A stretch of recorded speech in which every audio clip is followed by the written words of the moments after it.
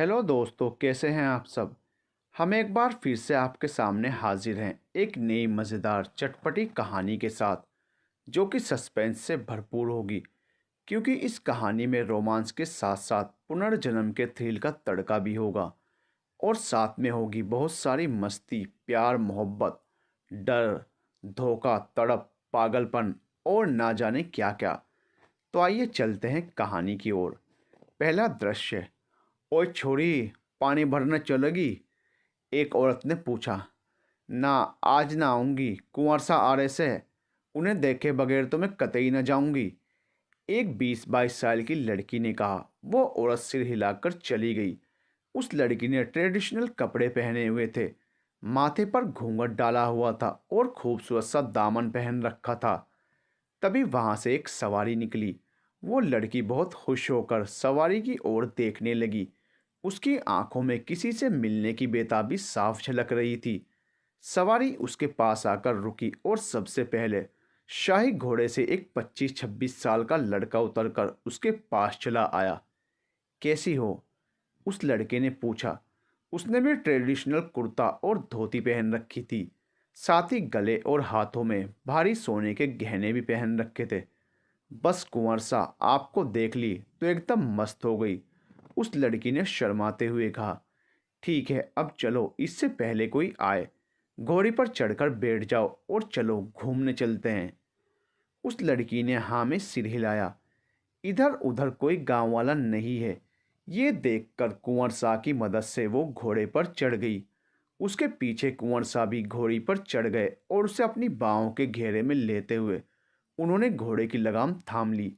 फिर दोनों ही आगे चल दिए। पीछे आई सवारी जिसमें सैनिक वगैरह थे, वो लोग वहीं रुक गए। दूसरा दृश्य। आप हमारे भैया की बात करने वाले हैं ना? उस लड़की ने पूछा, जिसकी गोद में सिर रखकर कुंवर सा लेटे हुए थे। वे लोग एक खूबसूरत सी झील के पास हरी घास पर बैठे थे। पास ही एक पहाड़ी थी और एक शिवजी का मंदिर। हम जल्द से जल्द महल में पिताश्री से कहकर ऐलान करवा देंगे कि हम आपसे ब्याह कर रहे हैं। फिर ऐसे सबसे छुपकर नहीं, पूरे गांव के सामने पूरे सम्मान से आपको ले जाएंगे। कुंवर शाह ने उसके लंबे बालों में वहां गिरे सफेद मोगरे के फूल को लगाते हुए कहा। वो लड़की शर्मा गई। तीसरा दृश्य। एक रणभूमि नजर आ रही थी। साए साए कर हवाएं उड़ रही थी और साथ ही धूल को भी उड़ा रही थी। रेत का तूफान आया हुआ था जैसे। तूफान के थम जाने पर सब कुछ शांत हुआ। वहां रेत एक जगह सेटल हो गई और तब दिखे वो शव। पूरा रणभूमि खून से सना हुआ था। हर जगह सैनिकों की लाशें बिछी हुई थी। कहीं पर किसी का धड़ कटा हुआ था तो कहीं किसी के पेट से खून की धारा बहकर सूख भी चुकी थी। वहीं कुंवर शाह का भी बेजान शरीर पड़ा हुआ था, पर उसमें सांसें चल रही थी। उनका मुंह पूरा खून से सना हुआ था। बहुत ही हिम्मत और मेहनत कर वे खड़े हुए तो उनके सामने एक घोड़ा आया। घोड़े पर उसी लड़की को बंदी बनाकर बैठाया गया था। उस लड़की के सिर से भी खून की धारा बह रही थी।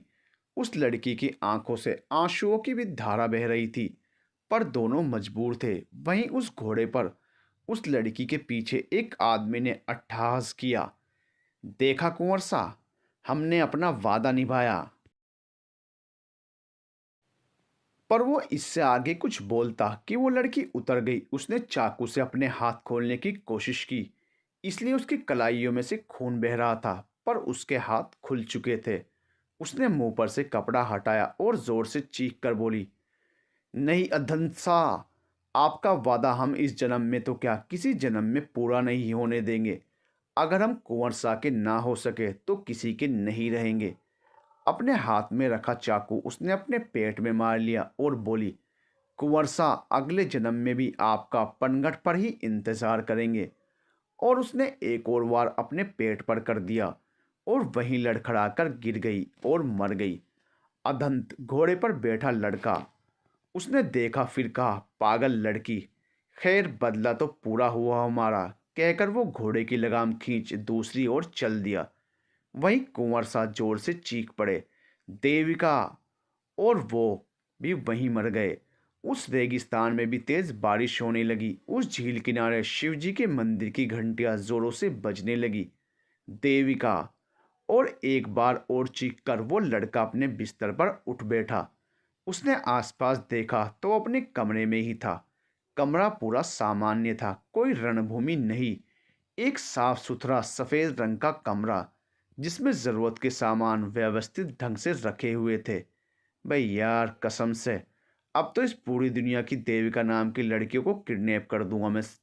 साला हर रोज एक ही नाम लेकर उठता है तू। एक दूसरे लड़के ने कमरे के अटैच्ड बाथरूम से बाहर आते हुए कहा। यार, पर उस लड़के ने कहना शुरू किया था कि दूसरे लड़के ने हाथ दिखाकर रोक लिया और बोला, नहीं सुनना मुझे तेरा वही रोज का। एक लड़की किसी कुंवर सा से मिलती है, दोनों प्रेम लीला करते हैं, फिर रणभूमि में सब मर जाते हैं किसी अदंत को छोड़कर। तू ये सब छोड़ और बता, प्रेजेंटेशन तैयार है ना? आज इंटरनेशनल कंपनी के साथ डील है। उस लड़के ने बिना इंटरेस्ट के सिर हिला दिया और बाथरूम में घुस गया। क्या होगा भगवान इस विहान का, कहकर वो दूसरा लड़का कार्तिक कमरे से बाहर जाकर रसोई घर में घुसकर ब्रेकफास्ट बनाने लगा। कुछ समय बाद कृतिक और विहान दोनों ही एक गाड़ी लेकर निकल पड़े। अपनी कंपनी कपूर एंड सन्स में पहुंचकर दोनों अपने कैबिन में चले गए। विहान कंपनी का सीईओ था और कार्तिक मैनेजर। विहान ने फ़ोन कर अपनी पर्सनल असिस्टेंट लीना को अंदर बुलाया और पूछा कि मीटिंग्स कब से हैं। लीना ने जवाब दिया, सर 12 बजे है, तब तक मुझे कोई डिस्टरबेंस नहीं चाहिए, कार्तिक के सिवाय कोई केबिन में नहीं आना चाहिए। ओके सर, कहकर लीना चली गई। ये विहान की रोज की आदत थी। जब भी वो कंपनी में फ्री रहता तब अकेले समय बिताता। अपने केबिन के एक लॉकर में से पेंटिंग का सामान निकाल वो अपने सपने की पेंटिंग करने लगता। उसे कभी किसी का चेहरा तो नजर नहीं आता, पर हर जगह को वो पेंट करता। उसमें से उसने दो खास पेंटिंग्स अलग कर बचा कर रखी हुई थी। एक थी उस रणभूमि की, वो पूरी रेत से भरी रणभूमि जिसमें कई लाशें पड़ी होती हैं। वहीं दूसरी थी उस झील किनारे की, वो पहाड़ी शिवजी का मंदिर, वो झील, पहाड़ी से गिरता झरना, आसपास उड़ती तितलियां, वृक्षों से होती फूलों की बरसात, पेड़ों पर बैठे रंग बिरंगे पक्षी। उसने आज भी अपना लॉकर खोला और उसमें से उन दो पेंटिंग्स को निकाला। दोनों ही तस्वीर बहुत ही जीवंत लग रही थी, जैसे अभी इन तस्वीरों की चीज़ें बाहर असल में आ जाएंगी। विहान ने दोनों पेंटिंग्स को देखा, फिर रख दिया और एक खाली कैनवास लेकर बैठ गया और उस पर एक लड़की का चित्र बनाने लगा। चेहरा धुंधला था, पर बाकी की तस्वीर उसने परफेक्ट बनाई थी। ट्रेडिशनल कपड़ों में सजी लड़की, पैरों में छन छन करती पायल, कमर बंद से कमर को ढका हुआ, हाथों की खनखन करती चूड़ियां, माथे पर घूंघट डाला हुआ जिसमें से आधा मांग टीका नजर आ रहा था। नीचे उसने प्यार से लिख दिया देविका, फिर कैनवास अंदर रख। उसने अपने लॉकर को लॉक किया और अपना कोट पहन वो बाहर निकल गया। वहीं दूसरी तरफ Los Angeles, California, United states of America में बेबी, और कितनी देर, नीचे की मंजिल से एक 27-28 साल की लड़की ने ऊपर देखते हुए चिल्लाकर कहा, मम्मा जस्ट 5 मोर मिनट्स। ऊपर से एक स्वीट छोटी सी बच्ची की आवाज़ आई, वैशु हम पहले से लेट हैं बच्चा, अपनी बस मिस कर दोगी तुम। आई एम हियर मम्मा, कहकर एक छोटी बच्ची अपने रेड चेक स्कर्ट और वाइट शर्ट की स्कूल यूनिफॉर्म में, बालों की दो बोनी किए, सीढ़ियों से नीचे आई। उसकी पीठ पर उसका मिक्की माउस वाला बैग लटक रहा था। At last princess got ready, चलो जल्दी। यस मम्मा, कहकर दोनों माँ बेटी एक गाड़ी में बैठकर निकल पड़े। रास्ते में एक बस स्टॉप पर गाड़ी रोककर बस में वैशाली को बिठाकर वो लड़की गाड़ी में बैठकर बस की उल्टी दिशा में चल पड़ी। वो गाड़ी एक बिल्डिंग के सामने आकर रुकी। बिल्डिंग पर लिखा हुआ था लॉस एंजल्स कम्युनिटी हॉस्पिटल। उस लड़की ने गाड़ी पार्क की और उसमें से अपना एप्रिन पहन और अपना स्टेथोस्कोप लेकर वो अस्पताल में दाखिल हो गई। रास्ते में मिलती नर्सेज, पैरामेडिकल स्टाफ वगैरह सब उसे गुड मॉर्निंग मैम विश कर रहे थे और वो भी पलके झपकाकर गुड मॉर्निंग विश करती जा रही थी। वो सबसे पहले अपने केबिन में अंदर चली गई। उसने अपना पर्स वहीं टेबल पर रख दिया। टेबल पर एक प्लेट पड़ी हुई थी, doctor Ananya cardiologist MD medicine. उसने अपना पर्स टेबल पर पटका, फिर बालों का जूड़ा बनाया और प्लेट की ओर देखकर बोली, अपने नाम से मोहब्बत हो जाती है जब उसके पीछे सरनेम नहीं लगी होती। फिर अपना सिर झटक अनन्या केबिन से बाहर गई और एक स्पेशल वार्ड में दाखिल हो गई। ये उसका हर रोज़ का काम था। पहले अपने केबिन में जाकर दो पल चैन से, फिर इस स्पेशल वार्ड में आने के बाद ही दूसरे पेशेंट को चेक करने जाती वो स्पेशल वार्ड के अंदर गई। अंदर का टेम्परेचर बाहर के टेम्परेचर से अलग और ठंडा था। वहाँ एक बेड पर एक आदमी मशीनों से घिरा हुआ था। उसके मुंह पर ऑक्सीजन मास्क लगा हुआ था। अनन्या ने एक टेढ़ी मुस्कान के साथ उसे देखा, फिर बोली, मुझे तबाह करने चले थे ना मिस्टर आदर्श। देख लो, खुद ऑक्सीजन के सहारे पड़े हो। जी तो करता है गला दबाकर मार दूं, पर नहीं, तड़पाऊंगी तुम्हें। ना जीने दूंगी और ना ही मरने। फिर एक फीकी मुस्कान के साथ उसने एक नर्स को बुला लिया और आदर्श की हालत के बारे में उससे डिस्कस कर वो बाहर चली गई अपनी ड्यूटी निभाने। शाम के वक्त वो डे केयर चली गई वैशाली को लाने। फिर दोनों घर आ गए। कैसा दिन था? अमेजिंग मम्मा, गुड। और उसका गाल चूमकर अनन्या ने कपड़े चेंज किए और किचन में खाना बनाने ही चली थी कि डोरबेल बजी। उसने जाकर दरवाज़ा खोला तो पड़ोस की शीला आंटी थी, साथ ही उनका 5 साल का बेटा Nisarg. Yours that little stupid girl, she beated my son again. Ananya ने नीचे निसर्ग की ओर देखा तो उसकी आंख सूजी हुई थी और हाथ में प्लास्टर लगा हुआ था। I am sorry. What sorry? तुम में संस्कार नहीं है, पर उसे तो दे दो कुछ। पर आगे की बात उनकी कट ही गई थी क्योंकि अनन्या ने दरवाज़ा बंद कर दिया था। फिर उसने वैशाली को नीचे बुलाया और उससे पूछा तो वैशाली ने भड़क कर कहा, मम्मा, वो निसर्ग का बच्चा, उसने आपको गाली दी और बोल रहा था कि मैं एक कैरेक्टरलेस लड़की की बेटी हूँ। मेरा पायरा हाई होना ही था ना। उसकी हिम्मत कैसे हुई आपके बारे में बोलने की? ज़रूर वो शीला आंटी ही सिखाई होंगी सब, इंडिया की जो हैं। ना जाने ये इंडिया वाले आपके पीछे हाथ धोकर क्यों पड़ गए हैं।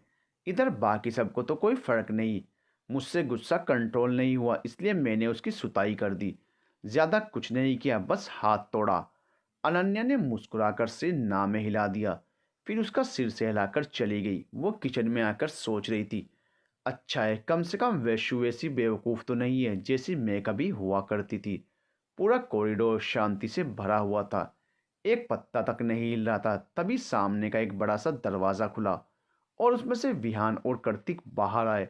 उनके बगल में एक और आदमी कोट पहने हुए था। पीछे से भी कुछ सूट बूट वाले आदमी बाहर चले आए। वे लोग जस्ट मीटिंग ख़त्म कर कॉन्फ्रेंस रूम में से बाहर आ रहे थे। थोड़ा आगे जाकर वे लोग रुक गए और वो आदमी जो विहान और कार्तिक के साथ था उसने कहा, well mister Vihaan, it was really great meeting you. उम्मीद है अब आपसे जल्द फिर से हमारी कंपनी में मुलाकात होगी। विहान ने उनके साथ हाथ मिलाया और श्योर मिस्टर खुराना कहकर मुस्कुराकर चला गया। अपने केबिन में आकर विहान ने अपना कोट निकालकर अपनी चेयर पर टांग दिया और शर्ट का ऊपर का एक बटन खोल गहरी सांस लेकर चेयर पर बैठ गया। काफ़ी लंबी चली ना मीटिंग? कार्तिक ने अंदर आते हुए कहा। अपनी आंखें बंद रखे हुए ही विहान ने जवाब दिया, पर अच्छा ही हुआ ना, डील फाइनल हो गई। बस अब उनके साथ पूरा प्लान डिस्कस कर लें और इसके लिए हम घूमेंगे लॉस एंजल्स। अपने हाथों से प्लेन बनाते हुए कार्तिक ने कहा। विहान ने अचानक से आंख खोल दी। इनकी मेन कंपनी लॉस एंजल्स में है? विहान ने पूछा तो कार्तिक ने नासमझी सा मुंह बनाकर हाँ कह दिया। विहान किसी गहरी सोच में घूम गया था। तो कार्तिक ने पूछा, क्यों, क्या हुआ? विहान ने कुछ सोचते हुए सिर हिला दिया और बोला, नहीं कुछ नहीं। कार्तिक कंधे उचकाकर रह गया। तो फिर विहान ने अपनी सोच में से बाहर आते हुए कहा, वैसे आज की पेंटिंग्स तो देख ले। कार्तिक ने एकदम से सिर तेजी से ना में हिलाया और बोला, नहीं नहीं मेरे भाई, बिल्कुल भी नहीं। मुझे नहीं देखना वही खून से सने हुए रणभूमि और खूबसूरत सी पहाड़ी और झील को। मैं पक गया यार। तब तक विहान ने लॉकर में से देविका की पेंटिंग निकाल दी और कार्तिक के मुंह के आगे कर दी। कार्तिक ने एकदम से आंखें बंद कर दी, पर फिर कुछ हलचल ना होने पर उसने आंखें खोली तो उसके मुंह के सामने अभी भी पेंटिंग थी ही। उसने मुंह बिगाड़ कर पेंटिंग देखी और देखकर उसकी आंखें खुली की खुली रह गई। ये क्या है? मतलब कौन है? मतलब भाई, मैं तो तुझे शरीफ समझता था, पर तू तो। विहान ने चिढ़कर उसके मुंह पर एक हल्का सा मारा, फिर बोला, मैं शरीफ ही हूँ नालायक। ये बस देवी का है। कृतिक ने मुंह गोल कर बोला। ओ, फिर कुछ सोचते हुए कृतिक बोला, पर तूने इसका चेहरा ऐसा धुंधला सा क्यों बनाया है? मतलब सांचे में ढला हुआ और सजा हुआ तन बनाया तो मुंह से क्या दुश्मनी भाई? विहान ने पेंटिंग अपनी ओर घुमाई, फिर बोला, इसमें चेहरा ही तो है जो मुझे भरना है। हैं? कहकर कार्तिक ने सिर हिलाया और बोला, बस मुझे तो उसी दिन का इंतजार है जब मैं तुझे आगरा छोड़ाऊं। फिर विहान के सिर के बाल सहलाकर कार्तिक चला गया। विहान ने अपनी आंखों को गोल घुमाया और पेंटिंग पर एक बार प्यार से हाथ फिराकर उसे लॉकर में रख दिया। वहीं दूसरी तरफ लॉस एंजिल्स में अपने घर पर अनन्या अपने फ्रिज में कुछ ढूंढ रही थी कि वैशाली उसके पास दौड़ते हुए आई। माँ, क्या ढूंढ रही हैं आप? अनन्या ने अपना ध्यान फ्रिज में से नहीं हटाया और बिना वैशाली की तरफ देखे ही बोली, बेटा, मैंने वेफल खरीद कर रखी थी, अभी खाने का मन है तो उसे ही ढूंढ रही थी। वैशाली ने अपनी छोटी सी जीभ दांतों तले काटी और आई लव यू मम्मा कहकर भाग गई। अनन्या ने बिना उसकी तरफ ज़्यादा ध्यान दिए कहा, लव यू टू बच्चा, और फिर से अपनी वेफल ढूंढने लगी। पर 2 मिनट बाद वो सीधी हुई और उसने 1 मिनट बेवजह तो वैश्यू आई लव यू कहती नहीं। फिर कुछ सोचकर उसकी आंखें बड़ी हो गई और वो बोली, वेफल मैं अपने लिए लाई थी वैशाली, हमेशा तुम मेरी चीज़ें भी खा जाती हो। वहीं ऊपर अपने कमरे में वैशाली ने जल्दी से एक पिलो लिया और अपना मुंह उसके नीचे छिपा दिया। अनन्या सीढ़ियाँ चढ़ने लगी थी और साथ ही साथ बोल भी रही थी कि आज तो वैश्यु गई तुम, हमेशा सिखाया है कि मेरे लिए जो लाया करूं उसे मत खाया करो, पर नहीं, अपना खाना भी अधूरा छोड़कर तुम्हें मेरा ही खाना है। वो आगे कुछ बोलती कि उसकी पैंट में रखे हुए फ़ोन की घंटी बजने लगी। उसने चिढ़कर बिना नंबर देके कॉल उठा लिया। हेलो, सामने से सिर्फ हल्की सिसकियों की आवाज़ आई। माँ? अनन्या ने भी हल्की सी आवाज़ में कहा। सामने उसकी माँ फूट फूट कर रो पड़ी और बोली, बेटा, आज तक तुझे किसी बात के लिए फोर्स नहीं किया। हम जानते हैं कि तुम भारत कभी नहीं लौटना चाहती, पर तुम्हारे पापा की आखिरी ख्वाहिश है तुम्हें और तुम्हारे बच्चे को देखने की। पिछले 5 साल से हम सब तरस गए हैं तुम्हें देखने के लिए। हम जानते तक नहीं कि तेरा बेटा है या बेटी। प्लीज़ बेटा, अपने बाप के लिए आ जा, ताकि वो सुकून से अपना देह त्याग सके। आ जाना बेटा। अब तो उनकी हिचकियाँ भी बंद चुकी थी। मैं आ रही हूँ माँ, अनन्या ने हल्के से कहा और फ़ोन काट दिया। आज शायद सारा गुस्सा एक बेटी के आगे हार गया। अपने माँ बाप के लिए उसने तय कर लिया कि जहाँ वो बदनाम और बर्बाद हुई थी, फिर वहीं कदम रखेगी। फिर बोझिल कदमों से वैशाली के कमरे में गई और बोली, बेटा, अपना सामान पैक कर लेना, हम इंडिया जा रहे हैं। पीछे से वैशाली का मुंह भी हैरानी से भर गया। जिस जगह से मम्मा को सख्त नफरत है, वही मम्मा जाने को कह रही है। हे भगवान, मम्मा के साथ कुछ गलत ना होने देना। अपने नन्हे हाथों को जोड़कर उसने कहा। लॉस एंजिल्स में शाम का वक्त था जब अनन्या एक हाथ से अपना सामान पकड़े और दूसरे हाथ से वैशाली का हाथ पकड़े एयरपोर्ट पर खड़ी थी। चेक इन करने के बाद वो वेटिंग रूम में आ चुकी थी। वहीं दूसरी तरफ विहान और कार्तिक ने लॉस एंजिल्स में लैंड कर लिया था। वैशाली को वॉशरूम यूज़ करना था, इसलिए अनन्या उसे वहां लेकर गई। वैशाली को अंदर भेज वो बाहर खड़ी रही कि बगल वाले जेंट्स वॉशरूम से विहान बाहर आया। विहान का ध्यान अपने हाथों को पोंछने पर था और अनन्या तो दूसरी ही दुनिया में खोई हुई थी, इसलिए दोनों आपस में टकरा गए। आई एम सॉरी, विहान ने कहा और नजरें उठाकर अनन्या को देखा। अनन्या का चेहरा देखकर ही उसे अचानक से कुछ हो गया और उसका सिर चकरा गया। उसे ऐसा लगने लगा जैसे आसपास का सब घूमने लगा हो। वो गिरने ही वाला था कि एकदम से संभल गया। उसने सामने देखा तो अनन्या घबराई हुई उसे ही देख रही थी। उसने खुद का सिर झटका और फिर एक बार सॉरी बोल चला गया। वैशाली भी आ गई थी, इसलिए अनन्या भी बिना ज़्यादा समझे चली गई। पर कुछ तो हुआ था। विहान बार बार मुड़कर पीछे देख रहा था। उसे ऐसा लग रहा था मानो वो अपना बहुत कुछ कीमती पीछे छोड़ आया हो। वहीं उत्तर भारत के एक राज्य में एक पहाड़ी पर स्थित शिवजी के मंदिर की घंटियों ने अपने आप ही शोर मचाना शुरू कर दिया। वहां के पुजारी जी दौड़ते हुए मंदिर में आए और बोले, लगता है जैसे साक्षात शिव पार्वती की मुलाकात पर ही ये घंटियां शोर मचा रही हों। अनन्या वैशाली को लेकर भारत पहुंच चुकी थी। एयरपोर्ट पर अपना कदम रख उसने गहरी सांस ली थी, जैसे सालों बाद अपने वतन की हवा को जी रही हो। फिर वैशाली का हाथ पकड़ वो सीधी कैब कर अपने घर की ओर निकल गई। घर पर पहुंची तो देखा कि उसके मामी, मामा, चाचा और चाची वहां मौजूद थे। वैशाली भी सबको टुकुर टुकुर घूरने में व्यस्त थी और पता नहीं था कि घर पर मम्मा नहीं मिलेगी। चलती हूँ कहकर अनन्या ने अपने हाथ जोड़ दिए और वैशाली का हाथ पकड़कर चली गई। उसने तो घर की दहलीज पर भी पैर नहीं रखा था। मम्मा, कौन थे वे सब? वैशाली ने अनन्या को देखते हुए कहा, जो कैब में सीट से सिर टिकाए आंखें बंद कर बैठी थी। बेटा, अभी आप कुछ और करो। अभी मम्मा को थोड़ा आराम चाहिए, फिर बात करते हैं। अनन्या ने बंद आंखों को खोले बगैर कहा। वैशाली फिर खिड़की से बाहर देखने लगी। उसने कभी भी अपनी माँ को ऐसी उदासी में घिरा हुआ तो नहीं देखा था। कुछ देर बाद कैब अस्पताल के आगे रुकी और अनन्या पैसे देकर वैशाली के साथ अंदर दाखिल हो गई। नीचे से पूछकर वो ऊपर अपने पापा के वार्ड के आगे आ गई। उसकी माँ उसे वहीं बेंच पर बैठी दिख रही थी। एक बूंद आंसू उनकी आंखों से लुढ़क कर गाल से होते हुए गर्दन पर चला गया। आखिर पूरे 5 साल बाद देख रही थी अपनी माँ को। पहले से ज्यादा दुबली पतली हो गई थी उसकी माँ। उन्होंने भी अनन्या को देखा तो रुक न सकी और उसके गले लगकर फूट फूट कर रोने लगी। अनन्या की भी पलकें भीगती चली गई। उन आंसुओं में गिले शिकवे, शिकायतें, मजबूरियां सब बह गया। फिर उसकी माँ ने वैशाली को देखा और उसे भी प्यार से गले लगा लिया। वैशाली को सब अजीब तो लग रहा था, पर सबसे ज्यादा उसे अनन्या के आंसू कचोट रहे थे। अनन्या फिर माँ को इशारा कर वैशाली को लेकर वार्ड में अंदर चली गई। उसके पापा को देखकर वो एक बार फिर रो पड़ी।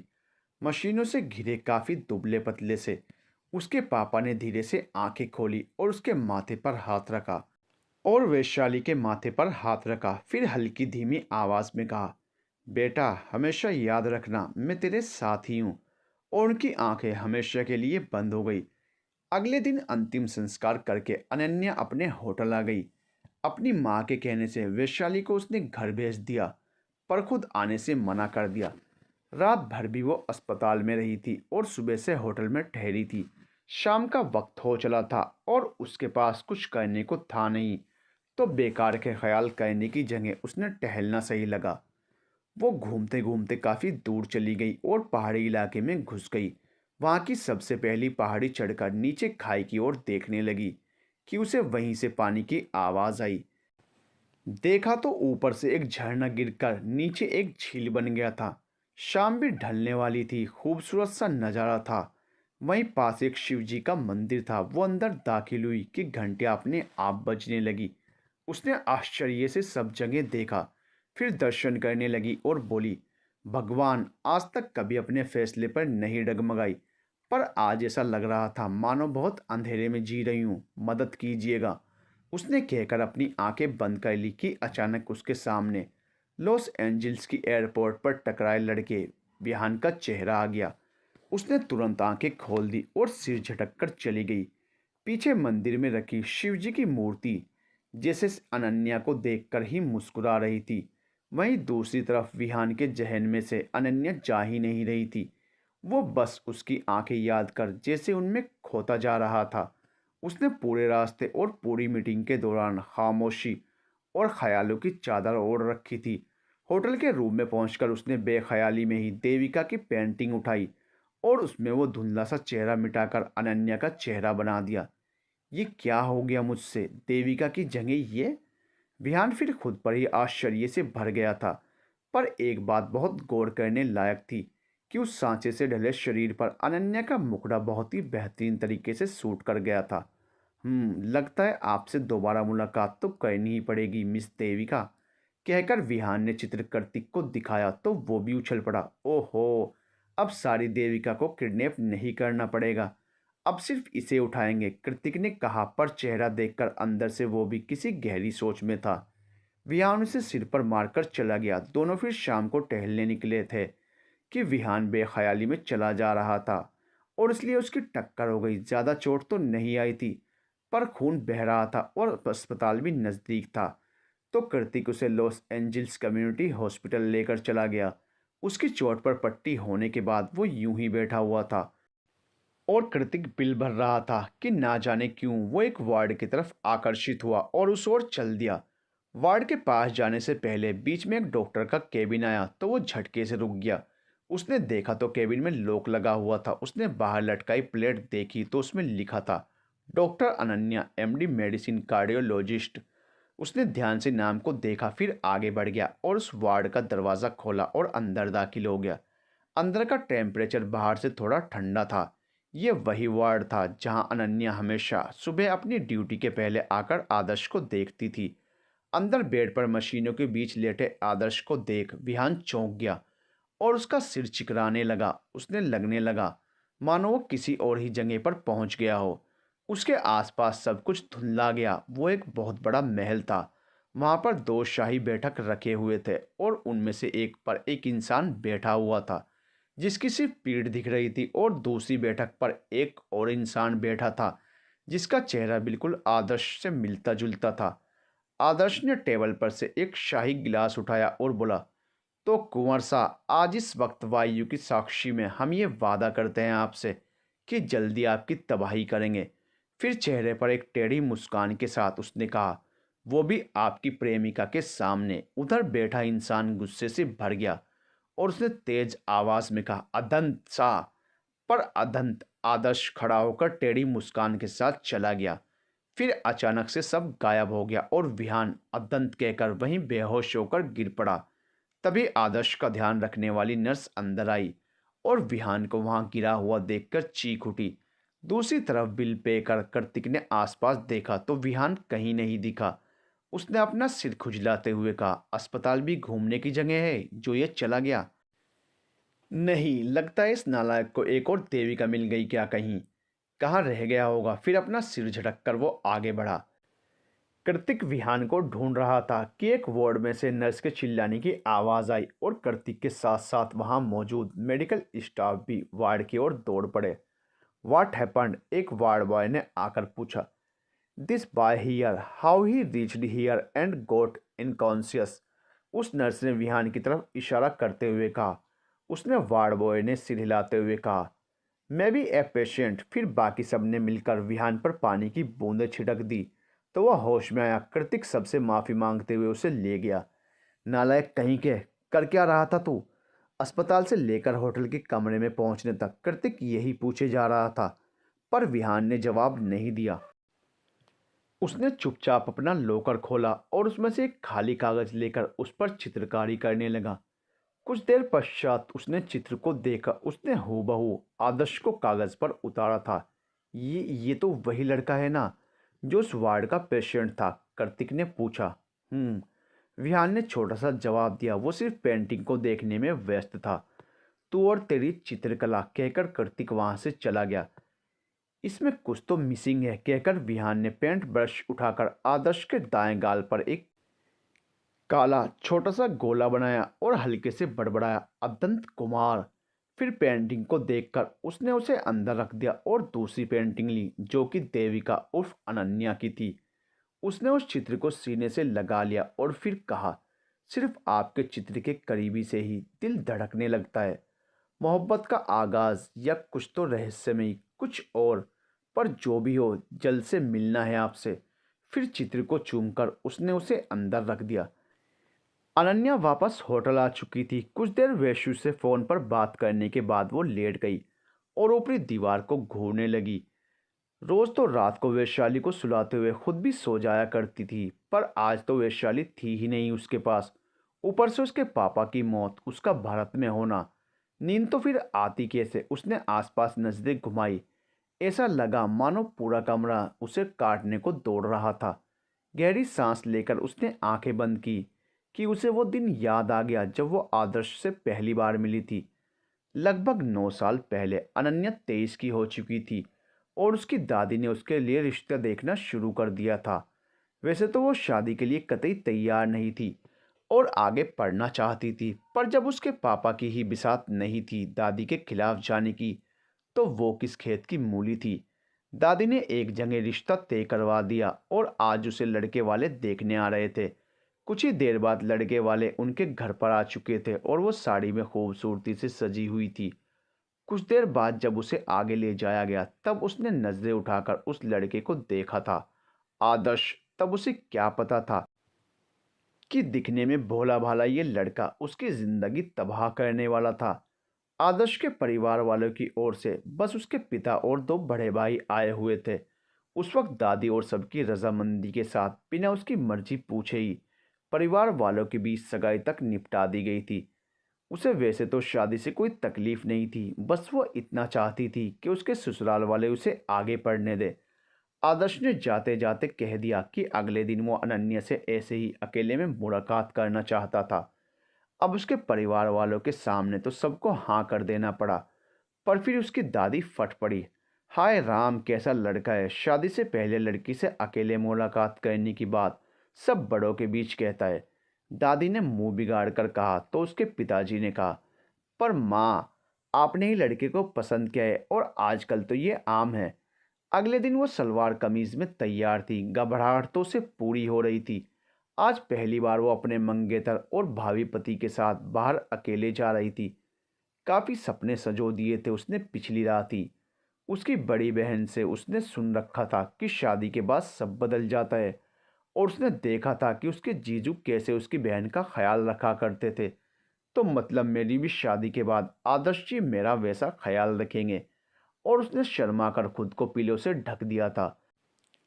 वो पिछली रात की यादों में से बाहर आई और एक दफ़ा फिर शर्मा गई। उसने ये तय कर लिया था कि आज वो आदर्श को अपनी कार्डियोलॉजिस्ट बनने के सपने के बारे में भी बता देगी। आदर्श उसे लेने चला आया था। उसका ब्लू शर्ट उसकी ब्लू सलवार के साथ मैच कर गया था। सिंपल सी शर्ट में भी उसे वो सुहावना लग रहा था। वैसे भी बचपन से उसकी माँ से सीखा था उसने कि पति परमेश्वर होता है, तो अब तो आदर्श में ही भगवान की छवि नजर आनी थी उसे। चलें, आदर्श के प्यार से पूछने पर वो हल्के से सिर हिलाकर बाइक पर बैठ गई, पर फिर उसके कंधे पर हाथ रखने से कतराने लगी। इतनी तो हकदार हो, हाथ रख दो कंधे पर, आदर्श ने प्यार से कहा तो उसके चेहरे पर हौले से खूबसूरत सी मुस्कान चली आई और उसने हौले से उसके कंधे पर हाथ रख दिया। फिर हवा से बातें करते हुए वे लोग घूमने निकल पड़े। आज अपनी सारी संकोच और सारी दुनियादारी को बगल में छोड़ अनन्या ने खुलकर खुली हवा में आदर्श के संग सांसें ली थी। अनन्या ने अपनी आंखें खोल दी, एक बूंद उसके गालों पर लुढ़क गई। कितने सपने दिखाए थे ना उस वक्त आपने मिस्टर आदर्श, पर सारे ही अपने पैरों तले ही रोन चुके थे तुम। आज भी तुम्हारे साथ बिताए उन हसीन पलों को याद करती हूँ तो खुद पर घिन चढ़ जाती है। वैसे शुक्रिया आदर्श, तुमने मुझे मेरे भोलेपन से बाहर निकाल कर असली दुनियादारी जो समझा दी थी। उसकी आंखें पूरी लाल हो चुकी थी और उसके चेहरे के भाव बेहद सख्त हो चुके थे। फिर उसने तुरंत पानी पिया और फोन में से वैशाली की फोटो निकालकर सीने से लगा ली। मेरी बच्ची यही शांत कर सकती है मुझे। फिर उसने वैशाली के फोटो को चूमा और उसे पकड़कर वैसे ही सो गई। लगभग रात के 3 बजे थे जब अनन्या को बेचैनी होने लगी। उसकी आंखें कसी हुई थी और उसने मुठ्ठियां भी चद्दर पर जकड़ ली थी। उसे सपने में दिख रहा था कि एक शिवजी का मंदिर जहां वो लाल घाघरे में खड़ी थी और उसके पास आदर्श खड़ा था, पर बहुत ही पुराने जमाने के ट्रेडिशनल कपड़ों में। वहीं एक तीसरा लड़का भी था जिसका चेहरा उसे काफी धुंधला दिख रहा था। वे लोग आपस में कुछ बतिया रहे थे पर उसे समझ नहीं आ रहा था। तभी अचानक उस आदर्श जैसे दिखने वाले लड़के ने उस दूसरे लड़के का गला पकड़ लिया और खुद अनन्या जैसी दिखने वाली उस लड़की ने आदर्श को तेज थप्पड़ मार दिया। अनन्या हाँफ कर उठ बैठी। मैं तो अपने कमरे में ही हूँ, फिर वो सब क्या था, सपना? पर ऐसा कैसा सपना था? और उस लड़की की शक्ल मुझसे और उस लड़के की शक्ल आदर्श से मिलती थी, पर कपड़े कितने पुराने थे। और वो तीसरा लड़का कौन था?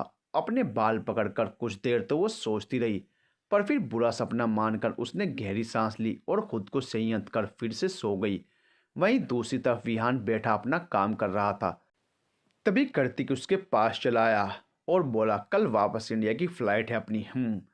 विहान ने बिना इंटरेस्ट दिखाए अपना काम जारी रखते हुए कहा। कृतिक सिलहिलाकर बड़बड़ाते हुए चला गया। इनसे बात करना मतलब दीवार से बात करना, ना ही सुनेगा ना ही जवाब देगा। उसके जाने के बाद विहान ने वहां पड़ी अपनी फ्लाइट्स की टिकट्स उठाई जो कृतिक वहां टेबल पर छोड़ गया था। इंडिया, यानी मिस देविका से मुलाकात, और वो मुस्कुरा उठा। ब्रो यार, अटक गया तू तो, कृतिक ने फ़ोन में से कहा। वो लॉस एंजल्स में ही रुक गया था क्योंकि दूसरी कंपनी के मैनेजर को डील में कुछ चेंज करने पड़े थे। वहीं वियान इंडिया में आ चुका था पर दिल्ली में अटक गया था। दिल्ली और उसके आसपास इलाकों में अचानक से बम विस्फोट वगैरह होने लगे थे। आतंकवादी घुस चुके थे भारत में। प्रधानमंत्री जी ने इमरजेंसी सिचुएशन लगाकर पूरे नॉर्थ इंडिया में अगले कुछ घंटे बाद लॉकडाउन लगवा दिया था। सड़कों पर सिर्फ आर्मी के जवान घूम रहे थे। इंटरनेशनल और डोमेस्टिक फ़्लाइट भी कैंसिल कर दी गई थी और ऐसे में विहान दिल्ली में फंस गया था। तो फिक्र न कर, होटल में स्टे मिल जाएगा, विहान ने कहा। फिलहाल वो एयरपोर्ट पर ही था। सड़क पूरी खाली हो चुकी थी और होटल्स में भी स्टे बंद करवा दिया गया था। सुन, ये सब छोड़, मेरी एक बुआ है, उनके पास चला जा। 15 दिन का लॉकडाउन है, तब तक उधर रेंट पर रह लियो। और विहान को उसकी बात एकदम सही लगी। वो तुरंत उसकी बुआ के घर जा पहुंचा। कृतिक ने अपनी बुआ के साथ बात कर ली थी, इसलिए बुआ जी ने उसका स्वागत किया। बेटा कैसे हो? बुआ जी एक दो बार मिल चुकी थी विहान से, इसलिए उसे पहचानती थी।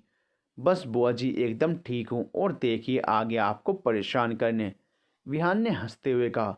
और कुछ देर बाद बातें और चाय निपटाकर बुआ जी ने कहा कि बेटा, पास ही फ्लैट है मेरा, पर वहाँ एक लड़की पहले से रह रही है। विहान ने मुस्कुराकर कहा, फिक्र नहीं बुआ, मुझे कोई दिक्कत नहीं। बुआ जी ने अपने फ्लैट वाले नंबर पर कॉल कर लड़की से भी बात कर ली और उसकी रजामंदी के बाद विहान तुरंत वहां के लिए निकल गया। उसने फ्लैट पर नॉक किया। थोड़ा अजीब तो था कि 15 दिन किसी अजनबी के साथ एक फ्लैट में, पर अब जो था यही था। एटलीस्ट मरने से तो बेहतर था। सामने जिस लड़की ने दरवाज़ा खोला उसे देखकर तो उसका मुंह ही पूरा का पूरा खुला रह गया। उसके मुंह से बस इतना निकल पाया, देविका। सामने दरवाज़ा अनन्या ने खोला था। वो भी दिल्ली से लॉस एंजल्स की फ़्लाइट पकड़ने आई थी कि यह लॉकडाउन की स्थिति हो गई, इसलिए उसने भी ये फ्लैट 15 दिनों के लिए रेंट पर ले लिया। जब उसे विहान के बारे में पता लगा तो पहले वो मना करने वाली थी, पर अब ऐसी स्थिति में कुछ किया भी नहीं जा सकता था, इसलिए उसने मजबूरीवश हाँ कर दिया था। दरवाजे पर विहान को देखकर दो पल उसका सिर घूम गया था, ना जाने क्यों। पर फिर खुद को संयत कर वो बोली, ओ मिस्टर कौन देविका, अंदर आ जाइए पहले तो। अनन्या ने थोड़ा बेरुखी से कहा। उसका मूड पूरा उखड़ा हुआ था। एक तो भारत में ही फंस चुकी थी, उस पर अजनबी के साथ 15 दिन। विहान सिर हिलाता अंदर आया। बेचारे को आघात काफी गहरा लग गया था। अनन्या उसके पास आई और बोली, तो सबसे पहली बात, मैं अनन्या और मेरी बेटी वैशाली यहाँ रहेंगे आपके साथ, तो इसलिए दाईं तरफ वाले कमरे में झांकने से पहले भी खुद की हड्डियों की फिक्र कर लीजिएगा। बाकी आपका कमरा बाईं तरफ है। और हाँ, आपको खाना बनाना आता है? विहान ने अपना बैग नीचे रखते हुए कहा। मैं विहान हूँ और जी, मुझे आता है खाना बनाना, अनन्या ने कहा। गुड। यहाँ ज़रूरत का हर सामान है। 2 हफ्ते तो निकल जाएंगे, तो लंच मैं बनाया करूँगी और डिनर आप। और हाँ, ख्याल रहे कुछ भी उल्टा सीधा हुआ तो आपकी 206 हड्डियों को 408 बनने में देर नहीं लगेगी। Got it? विहान ने मुस्कुराकर सिर हाँ में हिलाया। तब वैशाली दौड़ते हुए उसके पास आई। हेलो अंकल, वैशाली ने क्यूट सी आवाज़ में कहा तो विहान ने मुस्कुराकर जवाब दिया। फिर उसने अनन्या की तरफ देखते हुए कहा, ये आपकी बेटी है? अनन्या अब थोड़ी नरम पड़ चुकी थी। उसे पता था कि उसने विहान के साथ सख्ती की थी, पर वो ज़रूरी था। उसने मुस्कुराकर कहा, जी। विहान के होंठों से एकदम से मुस्कान हट गई और वो झटके से खड़ा होते हुए बोला, क्या मतलब आप शादीशुदा हैं? अनन्या को उसका बर्ताव बहुत अजीब लगा, इसलिए उसने ज़्यादा बोलना सही नहीं लगा, तो हाँ कह दिया।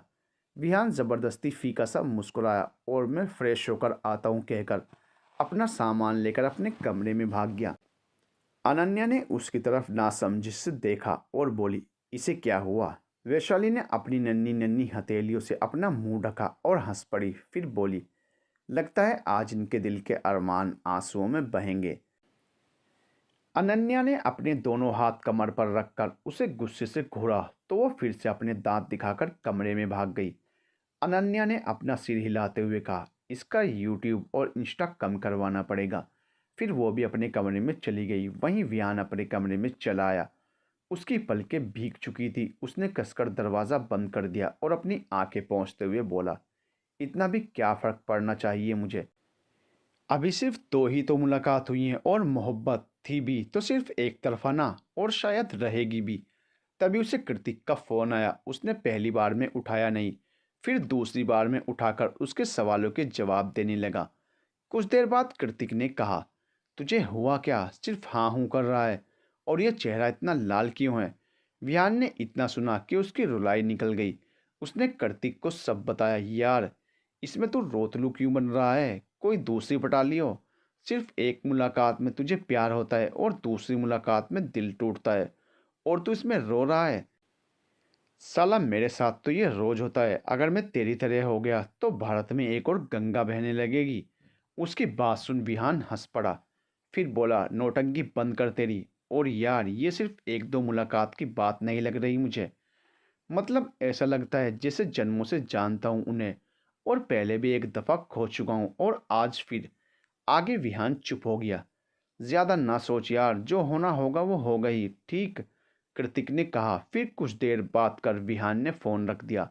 शाम को विहान अपने कमरे में से बाहर आया तो अनन्या टीवी पर न्यूज़ देख रही थी और पास बैठी वैशाली अपने नन्हे हाथों से कुछ गिनती कर रही थी। अनन्या ने विहान की ओर देखकर कहा, अच्छा हुआ आप बाहर आए। उम्मीद है आपको याद होगा कि डिनर आपको बनाना है। विहान सिर हाँ में हिलाता हुआ रसोई घर में घुस गया, पर उसे तो पता ही नहीं था कि मिर्च मसाले और सब कहाँ पड़ा है। उसने जाकर अनन्या को बुलाया तो अनन्या ने कहा, मैं भी आज ही आई हूँ इधर, मुझे भी कुछ नहीं पता, चलिए साथ में ही खोज लेते हैं। दोनों ने मिलकर पूरे रसोई घर में सब चीज़ें ढूंढ ली। फिर विहान खाना पकाने लगा और अनन्या जाकर वैशाली के पास बैठ गई। रात में डाइनिंग टेबल पर तीनों बैठे थे और खाना खा रहे थे। वाह अंकल, आप तो बेस्ट खाना बना लेते हैं, वैश्यू ने अपनी उंगलियों को चाटते हुए कहा। विहान ने मुस्कुरा कर कहा, शुक्रिया डोल, वैसे अंकल की बजाय कुछ भी बुला लो, इतना भी बुढ़ा नहीं हूँ मैं। वैश्यू ने हंसकर कहा, तो मैंने कौन सा आपको दादाजी बोल दिया। विहान झेंप गया और अनन्या मुंह दबाकर हंसने लगी। विहान जबरदस्ती हंसा और बोला, बहुत चालाक है ना आप, मेरा मतलब था कि कुछ और पुकारो। वैशाली ने अपनी उंगली गाल पर रख दी और बोली, तो क्या बुलाऊं। कुछ भी, विहान ने कहा। अनन्या बैठी दोनों की बातें ही सुन रही थी। वैश्यू ने एकदम से कहा, हाँ आप क्यूट हो ना, तो मैं आपको क्यूट बॉय बुलाऊंगी। विहान का चेहरा एकदम से गिर गया और वो जल्दी जल्दी बोलने लगा, नहीं नहीं नहीं, मैं और क्यूट, हैंडसम भी चलता पर क्यूट। अनन्या जोरों से हंसने लगी और साथ ही वैश्यू भी। फिर उसने कहा, पर मैं तो आपको क्यूट बॉय ही बोलूंगी, वरना फिर क्यूटी इन करें। विहान ने आंखें बड़ी बड़ी कर कहा, नहीं, क्यूटी से तो बेहतर क्यूट बॉय ही है। तो ठीक है, आज से मैं आपको क्यूट बॉय बुलाऊंगी, कहकर वैश्यू मजे से खाना खाने लगी। अनन्या भी अपनी मुस्कान दबाते हुए खाने पर ध्यान लगाने की कोशिश में थी। विहान ने अपना सिर पीट लिया और चुपचाप खाना खाने लगा। 2-3 दिन यूं ही घर में गुजर गए थे। पूरे दिन पड़े रहना बहुत बोरिंग था, पर किया भी कुछ नहीं जा सकता था। वो तो भगवान का शुक्र था कि जिस इलाके में वे लोग थे वो इलाका सुरक्षित था। विहान ऑनलाइन ही मीटिंग्स वगैरह हैंडल कर लेता और वर्क फ्रॉम होम करता, पर अनन्या तो वर्क फ्रॉम होम कर ही नहीं पाती। इसलिए उसने नज़दीक के ही अस्पताल से संपर्क किया था। वैसे भी काफ़ी जवान घायल हुए थे और जिस इलाके में धमाके हुए थे वहाँ के भी काफ़ी लोग घायल थे, इसलिए डॉक्टर्स की ज़रूरत थी ही। इसलिए उन अस्पताल में as a temporary doctor Ananya मुफ्त में हेल्प करने लगी थी। अब 15 दिन के लिए क्या सेल ले लेती। दोपहर के 2 से शाम के 7 तक ड्यूटी पर जाती और वैश्यू पर उसे भरोसा था, इसलिए उसके पास फ़ोन छोड़ उसे सतर्क रहने का कहकर जाती। वैसे भी 2-3 दिन में वो विहान को भी थोड़ा तो जान ही चुकी थी और वैशु वो तो बिंदास थी। आखिर मैडम को 2 से 7 फ़ोन जो मिल जाता। वो तो कहती, अरे मम्मा आप बेफ़िक्र होकर जाइए, कोई मेरे पास आया भी तो आपकी तरह उसकी 206 हड्डियों को 812 कर दूंगी। अनन्या मुस्कुरा उठी थी, पर उसे वैशाली की फिक्र भी सताती। पर अब जब इंसानियत के नाते मदद करने आगे बढ़ी ही थी, तो कदम कैसे पीछे खींच लेती। आज दोपहर का 1 बज चुका था और अभी सब्जी बनानी ही बाकी थी। इसलिए अनन्या सब जल्दी जल्दी कर रही थी और विहान ने सोचा कि वो भी मदद कर दे। फ्लैट उतना छोटा तो था नहीं, पर छोटा तो था ही। रसोई घर भी छोटू सा था और दोनों को राजा महाराजा की तरह पूरी जगह लेकर काम करने की आदत थी। इसलिए बार बार दोनों टकरा जाते। विहान ने तो मसालों का डब्बा लेते वक्त सारी मिर्ची अनन्या पर गिरा दी। अनन्या उसे बुरी तरह घूरने लगी। तभी वैशाली ने गाने की एक लाइन चला दी, ऐसे तू घूरे मुझे काई को ओ सैया साई को। अनन्या ने घूरकर वैशी को देखा तो वह अपनी जीभ दांतों तले कर कमरे में भाग गई। अनन्या ने फिर विहान की ओर देखा और बोली, खुद से बनाकर खा लीजिएगा और वैशी को भी दे दीजिएगा, मैं जा रही हूँ।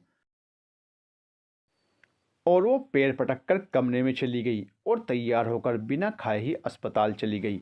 विहान बेचारा सा मुंह बनाकर घूमता रहा जब तक वो चली नहीं गई।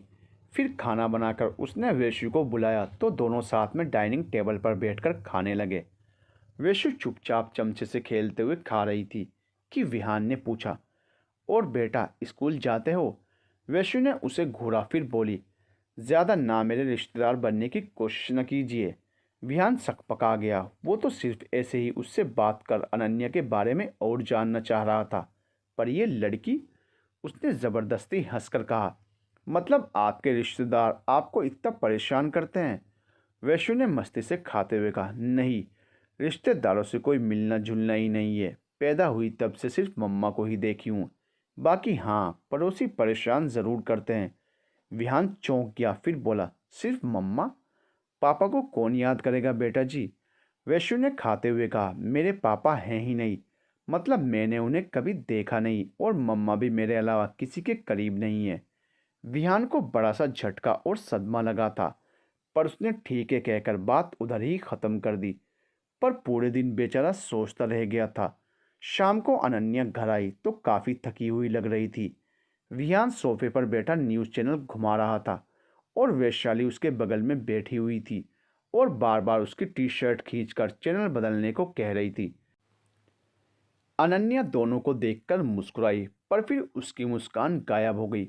उसे उसकी माँ के शब्द याद आ गए, तू तो अकेले ज़िंदगी काट लेगी, पर वैशाली के बारे में सोच, उसे एक माँ के साथ साथ पिता के प्यार की भी ज़रूरत है। उसने अपना सिर झटका और अपनी चप्पल निकालकर शू रैक में रखने लगी कि उसे अचानक से चक्कर आ गया। उसने दोपहर को खाया भी नहीं था और काम भी ज़्यादा किया था। विहान तुरंत खड़ा हुआ और उसे पकड़ लिया, वरना पक्का वो ज़मीन पर गिरकर चोट लगवा लेती। वैश्य भी दौड़कर मम्मा मम्मा करने लगी थी। विहान ने अनन्या को गोद में उठा लिया और उसे ले जाकर उसके कमरे के बिस्तर पर लेटा दिया। अनन्या होश में तो थी ही, पर विहान के केयर देखकर कुछ बोल नहीं पा रही थी। विहान ने गुस्से में उसे देखा, फिर बोलने लगा, खुद की फिक्र करनी तो आपको आती ही नहीं है और चले हैं दूसरों की ज़िंदगी बचाने। मतलब दोपहर को गुस्सा मुझसे थी ना, तो आप कम से कम खाना तो खा कर जाती। पर नहीं, हम तो बड़े महान हैं, इंसान का गुस्सा खाने पर निकालेंगे नहीं। मैं तो क्या कहता हूँ कि 10-15 दिन व्रत ही रख लेते हैं। अनन्या आंखें फाड़े उसे देख रही थी और वैशाली मुंह दबाकर हंसी रोक रही थी। फिर विहान ने खाना उसके कमरे में लाकर रखा और कहा, माफ़ कर दीजिए ज़्यादा डांट दिया हो तो आपको, पर आपको अपना ख्याल रखने की ज़रूरत है। फिर उसने खाना सर्व किया और अपने हाथों से अनन्या और वैशाली दोनों को खिलाया। अनन्या मना भी नहीं कर पाई, न जाने कौन सा जादू चला दिया था विहान ने। विहान के हाथ से खाना खाते खाते ही अनन्या अपने ही ख्यालों में खो गई और उसे अचानक से दिखने लगा कि वो किसी पहाड़ी पर बैठी हुई है और उसका सिर किसी के कंधे पर है और वो लड़का उसे प्यार से किसी पत्ते जैसी थाल में से कुछ खिला रहा था। वो उसकी तरफ निवाला ले जाता और वो खुद को दूर कर देती। वो लड़का उसे घूरता तो वो मुस्कुराकर उसके हाथ से निवाला खा लेती। ऐसे ही मस्ती करते हुए दोनों एक दूसरे को खिला रहे थे। अनन्या ने अपना सिर झटक दिया और फिर चुपचाप खाती रही। फिर विहान सारे बर्तन ले गया और उसने बर्तन मांज भी दिए। वो कमरे में फिर आया और बोला, आपको कुछ चाहिए तो कॉल। फिर उसे कुछ ध्यान गया और बिना कुछ कहे उसने अनन्या का फ़ोन उठाया और उसके फ़ोन पर अपना नंबर सेव कर दिया। फिर एक नज़र दोनों को देखकर वो चला गया। वेशु आकर बैठ गई और हंसकर बोली, एक यही है जो आपको सुधार सकते हैं। अनन्या ने उसकी तरफ देखा, फिर सामने पड़े चप्पल की तरफ देखा तो वेशु दांत फाड़कर उसके बगल में लेट गई और उसके फ़ोन में से विहान करके जो नंबर सेव था उसे क्यूट बॉय करके सेव कर दिया। अनन्या ने ये देखकर उसे फिर घूरा तो वो बोली, ओफो माँ, कभी अर्जेंट ज़रूरी हुआ तो नंबर जल्दी मिलेगा। अनन्या ने अपना सिर हिला दिया। रात के 11 बजे थे। अनन्या अभी भी विहान के बारे में ही सोच रही थी। वहीं विहान भी अपने कमरे में उसके बारे में ही सोच रहा था। कुछ सोचकर अनन्या ने विहान को मैसेज किया, सॉरी। फिर उसे ख्याल आया कि उसका नंबर विहान के पास है ही नहीं, तो उसे कैसे पता लगेगा कि उसने मैसेज भेजा। इसलिए उसने दूसरा मैसेज भेजा, फ्रॉम अनन्या। विहान ने सॉरी का मैसेज पढ़कर ही टूर कॉलर पर नंबर चेक कर लिया था। उसने लिखा, इट्स ओके, पर अभी तक जाग रही हैं आप? नींद नहीं आ रही? आंखें बंद करके लेटी रहिए, आ जाएगी नींद। आप अभी भी नाराज़ हैं? नहीं तो ठीक है फिर, good night good night. Vihaan ने अपना फ़ोन रख दिया और मुस्कुरा दिया। वहीं अनन्या ने अपना फ़ोन रखा और खुद को सिर पर चपत मारकर हल्के से मुस्कुराकर आंखें बंद करके लेट गई। सुबह अनन्या उठी और अपने काम पर लग गई। वैशाली सो ही रही थी और विहान भी अपने कमरे में से बाहर नहीं निकला था। उसने कपड़े वॉशिंग मशीन में डाल दिए और फिर ब्रेकफास्ट बनाने लगी कि विहान के कमरे में से कुछ गिरने की आवाज़ आई। आवाज़ सुनकर वो चौंक गई। वो चिल्लाई, क्या हुआ, आप ठीक है ना? पर अंदर से कुछ आवाज़ नहीं आई, इसलिए उसे फिक्र हुई। तो दबे पांव वो कमरे तक गई। दरवाजे को धक्का देने वाली थी कि आंखें बंद कर बोली, हे भगवान, बिना पूछे घुस रही हूँ, बचा लीजिएगा। फिर वो अंदर घुस गई। उसने देखा तो विहान दोनों पैर और हाथों को पूरे बिस्तर पर फैलाकर सो रहा था। उसका हाथ टेबल से लग गया था, इसलिए उस पर रखा लैंप गिर गया। सोते हुए विहान बहुत क्यूट और मासूम सा लग रहा था। अनन्या ने मुस्कुराकर लैंप को टेबल पर रखा और विहान के हाथ और पैर सीधे किए। कितनी गहरी नींद में सोते हैं, कहकर अनन्या ने उसके सिर को हल्के से सहला दिया और उसके सिर पर किस करने जा रही थी कि तुरंत आंखें बंद कर पीछे मुड़ गई और कमरे से बाहर भाग गई। रसोई घर में पहुंचकर उसने अपने सीने पर हाथ रख दिया। उसकी धड़कनें बहुत तेज चल रही थी। खुद को नॉर्मल कर वो बोली, नहीं अनी, क्या कर रही है तू? वही गलती दोबारा कभी नहीं। और वो काम करने लगी। पूरे दिन विहान को उसने इग्नोर मारा और वो बेचारा सोचता रहा कि उसने क्या कर दिया अब। रात को अनन्या लेटी तो उसके आगे विहान का वो मासूम सा चेहरा आ गया। उसने अपनी आंखें बंद कर ली। उसे याद आया कि सगाई से लेकर शादी तक आदर्श भी तो उसकी इतनी, इनफैक्ट इससे भी ज़्यादा केयर करता था। उसे जगह जगह घुमाने ले जाता, उसके कमरे में पाइप के सहारे चढ़कर उसे रोज़ सुबह उठाता, बिल्कुल ऐसे ही उसके सिर को सहलाकर प्यार से। कितनी खुश रहा करती थी ना वो उन दिनों। हमेशा आदर्श के ख्यालों में खोए रहना, आदर्श के लिए खुद को संवारना। वैसे भी कहा जाता है कि लड़की के दिल में अपने लिए एक दफ़ा तुमने इज्जत और प्यार भर दिया, फिर तो वो तुम्हें पलकों पर बैठा कर रखेगी। उसे शादी वाला दिन याद आया तो आज तुम मिसेज आदर्श बन जाओगी। क्या फील कर रही हो? छत पर खड़ी थी वो और उसके सामने आदर्श था। उसने मुस्कुराकर पलकें झुका ली, फिर बोली, उत्साह तो बहुत है पर घबराहट भी उतनी ही हो रही। आदर्श एक कदम आगे बढ़कर उसके करीब आ गया था और उसके हाथ को होले से पकड़कर बोला, चिंता मत करो, मैं तुम्हें इतना प्यार दूंगा कि तुम दुनिया की सारी चिंताओं को भूल जाओगी। अनन्या ने अपनी आंखें खोल ली। उसकी आंखों से एक बूंद आंसू गिर पड़ा। उसने मुस्कुराकर कहा, प्यार करने का दावा करके परेशानियों से ही झोली भर गया। चिंता को भुला दूंगा कहकर चिंता ही तकदीर में लिख गया। अगले दिन भी अनन्या ने विहान को इग्नोर करना जारी रखा। उसे खुद समझ नहीं आ रहा था कि वो विहान को इग्नोर क्यों कर रही थी। शायद अपने जज्बातों को ख़त्म करने पर। जज्बात ख़त्म नहीं होते कभी, बस बदल जाया करते हैं। विहान से तो ये कतई बर्दाश्त नहीं हो रहा था। शाम को जब अनन्या अस्पताल से वापस लौटी तब उसने तय कर लिया कि वो उससे बात करके रहेगा। पर यह ज़िद्दी अनन्या, वो बात करने जाता और वो बहाना बनाकर उधर से खिसक लेती। आखिर में रात को खाने के बाद विहान ने उसका हाथ पकड़कर उसे जबरदस्ती अपने कमरे में ही खींच लिया। क्या कर रहे हो, पागल हो गए हो क्या? अनन्या ने अपनी कलाई को सहलाते हुए कहा। हाँ, हो गया हूँ पागल, मतलब बिना मेरी गलती बताए इग्नोर ही मारे जा रही हो। अरे बात ना करने का कारण भी तो बताती, पर नहीं, उससे तो हमारे जीवा पर फोड़े पड़ जाएंगे। कल से देखे जा रहा हूँ तुम्हारे नाटक, बिना बात किए। अरे बात गई भाड़ में, बिना मेरी तरफ देखे ही बस अपने आप में खोई जा रही हो। क्यों? राक्षस हूं या एलियन दिखता हूं जो भागे जा रही हो मुझसे? अब कौन समझाए तुम्हें कि तुम बात नहीं करती तो दिन नहीं बनता मेरा। विहान हाफते हुए चुप हो गया। अनन्या भी नीची नजरें रखी हुई चुप ही थी। पूरे कमरे में सन्नाटा पसर गया था, बस दोनों की तेज सांसों की आवाज सुनाई दे रही थी। अनन्या ने अपनी चुप्पी तोड़ते हुए कहा, इतनी भी आदत मत डालिए मेरी कि आपका ये हाल बन जाए। अपनी ज़िंदगी में आज तक बहुत तरह के लोगों को जगह दे चुकी हूँ और आज तक पछता रही हूँ, पर अब नहीं। बाकी कुछ दिन बचे हैं, फिर आपके लिए मैं अजनबी और मेरे लिए आप। कहकर अनन्या कमरे से बाहर चली गई। विहान की आंखें भर आई। उसने अपना सिर पकड़ लिया और धम से बिस्तर पर बैठ गया। तब उसे कुछ सुनाई पड़ा। देविका सिर्फ आपकी थी और है कुंवर सा। अगर किसी भी जन्म में भी हम आपके होने से कतराए तो आप हम पर अपना पूरा हक समझिएगा और अपनी दुल्हन बनाइएगा। दिल की धड़कनों को चलाने की एकमात्र वजह हैं आप। तो निराश ना होकर पूरी दुनिया से लड़ जाइएगा और मुझे अपना बनाइएगा। विहान ने एकदम से आंखें खोल दी। उसकी आंखें पूरी लाल हो चुकी थी। उसने कहा, देविका सिर्फ मेरी थी और रहेगी। देखता हूं मैं भी कि कैसे अब दूरी बर्दाश्त करेगी वो। अगले दिन से विहान ने भी अनन्या को इग्नोर मारना शुरू कर दिया। अनन्या के मुंह पर उसे इग्नोर मारता, पर उसकी पीठ पीछे उसे निहारता। अनन्या को उसकी चुप्पी हद से ज्यादा खल रही थी। अब तो वो वैश्याली के साथ भी पहले जैसी मस्ती नहीं करता। सब मेरी वजह से हुआ, पर गलती भी तो मेरी नहीं। मैंने तो बस जो सच था वही कहा, पर नहीं, शायद ज़्यादा ही कह दिया। अब इन्हें नॉर्मल तो करना पड़ेगा। शाम को विहान वैश्यू की जिद पर कप केक्स बना रहा था कि अनन्या को मस्ती सूझी। वो दबे पांव रसोई घर में गई और उसने एक तरफ से विहान को कंधे पर हाथ रख बुलाया और तुरंत दूसरी तरफ चली गई। विहान पीछे की ओर मुड़ गया कि अनन्या दूसरी तरफ से उसके बनाए हुए 3 कपकेक्स उठाकर भाग गई। विहान कंधे उचककर वापिस अपने काम करने लगा कि उसकी नज़र ट्रे पर गई। हैं, मैंने तो कपकेक्स रखे थे यहाँ, ज़रूर इस वैश्यू की बच्ची ने उठा लिए।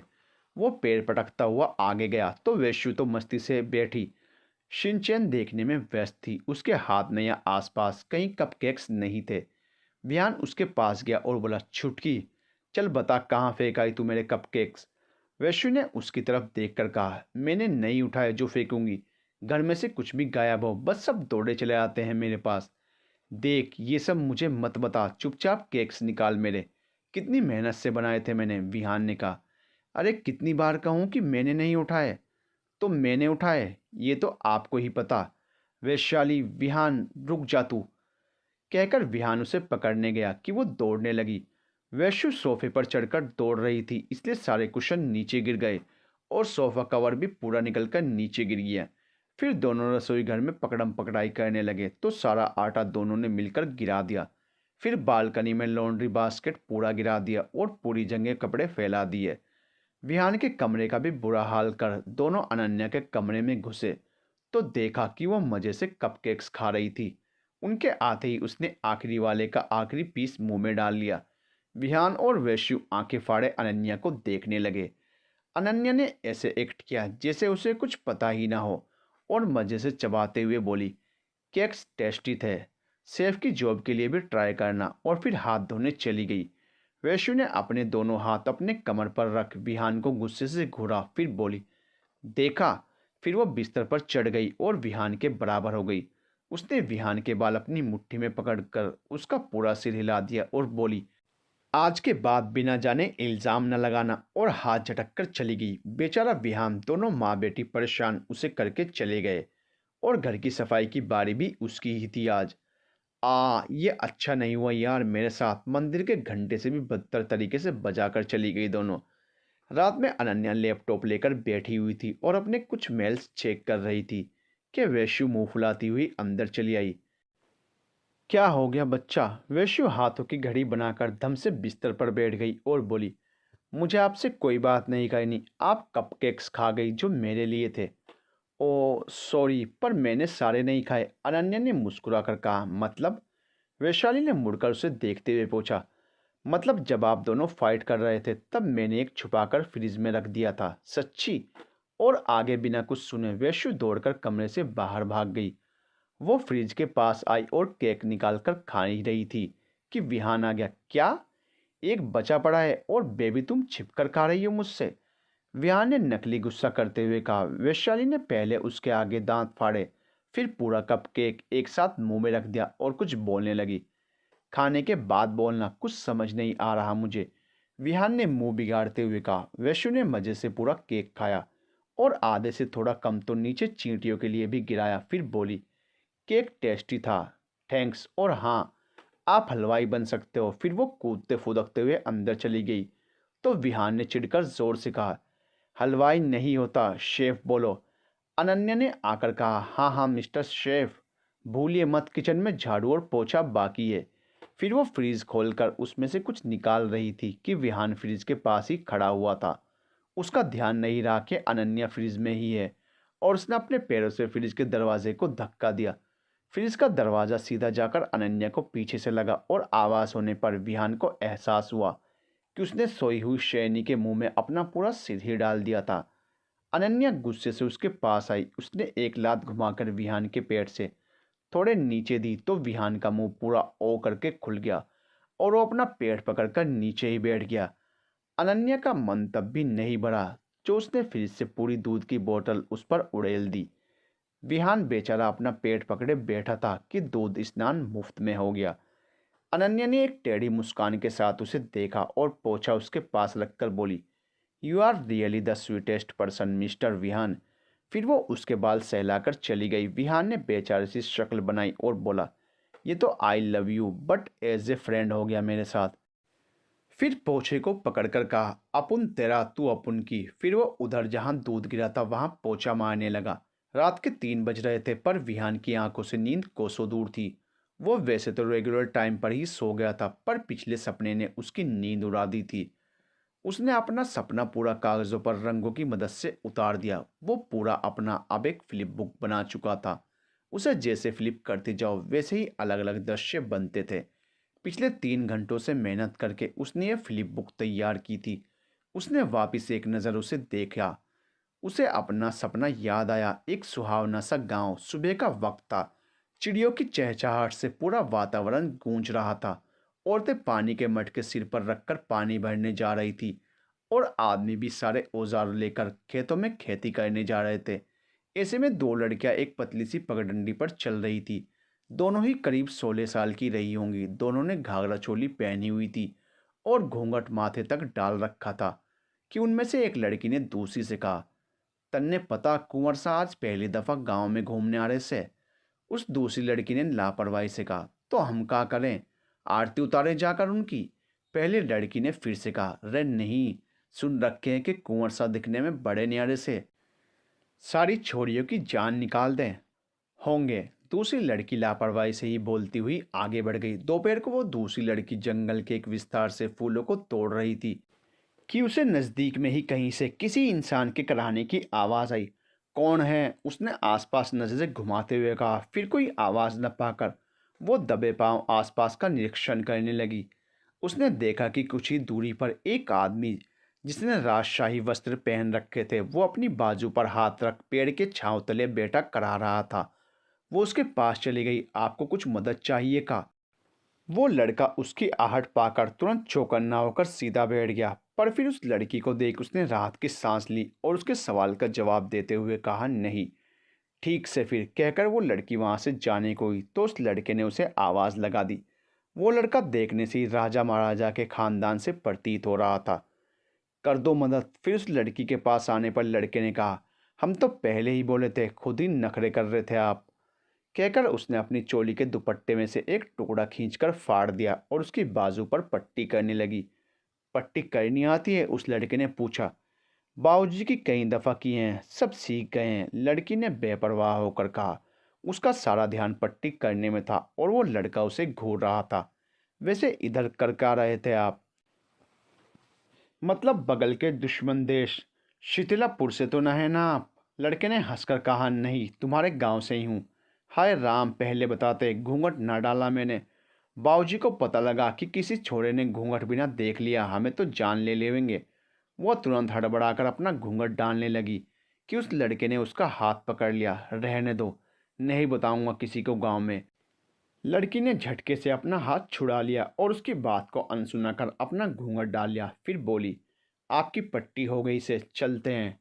लड़के ने कहा, नाम तो बताओ। वो लड़की खड़ी हो गई और उसने अपने कपड़े झाड़े। फिर बोली, देविका। लड़का मुस्कुरा उठा और वो बिना कुछ सुने आगे बढ़ गई। पर ना जाने कहाँ से एक तीर का हमला हुआ अचानक से। ऐसे हमले से घबरा गई वो, पर उस लड़के ने तुरंत उसका हाथ पकड़ लिया और बोला, भागो चलो। और दोनों छिपकर बचते हुए भागने लगे। जंगल में काफी आगे जाने पर दोनों रुके और हाँफने लगे। पर यह था क्या? उस लड़की ने कहा, शिथिला के सैनिक मुझे ऐसे खुलेआम गांव में घूमता देखकर हमला करने लगे थे। न जाने आज मेरी सवारी निकलनी है, ये बात इन्हें कैसे पता लग गई। और उसी में मैं घायल हुआ था और यहाँ पहुँच गया था। फिर तुम मिल गई। देविका ने अपना हाथ मुंह पर रख दिया।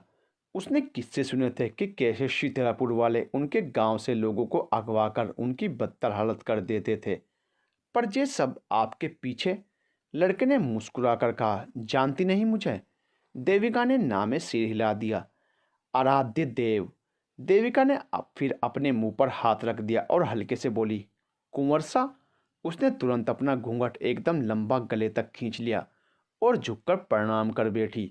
फिर हल्की आवाज में बोली, क्षमा करें कुंवर सा, पहचान नहीं पाए थे आपको।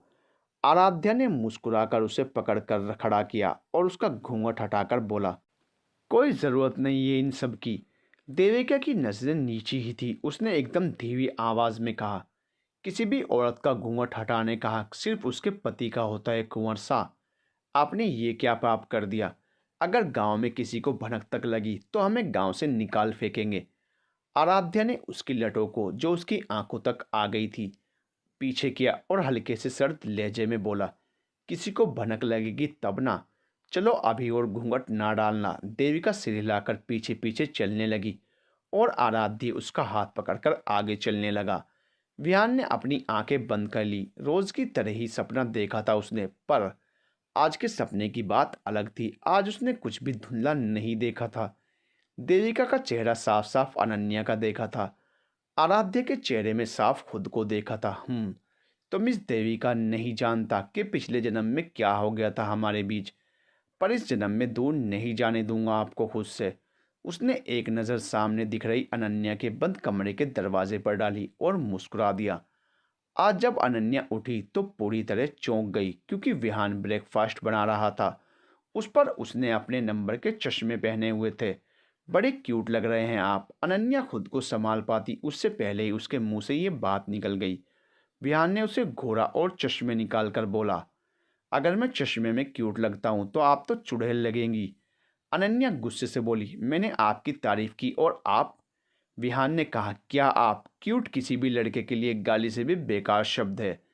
अनन्या ने कहा, कुछ भी, बस आपको चिढ़ है क्यूट शब्द से। बाकी लड़कों को मत घसीट कर घुसाइए। विहान ने लापरवाही से कहा, वाट एवर। अनन्या ने उसकी नकल करते हुए कहा, वाट एवर। फिर वो घूमकर अंदर जाने को ही। तब विहान ने कहा, वैसे मेरा कल का बदला बाकी है।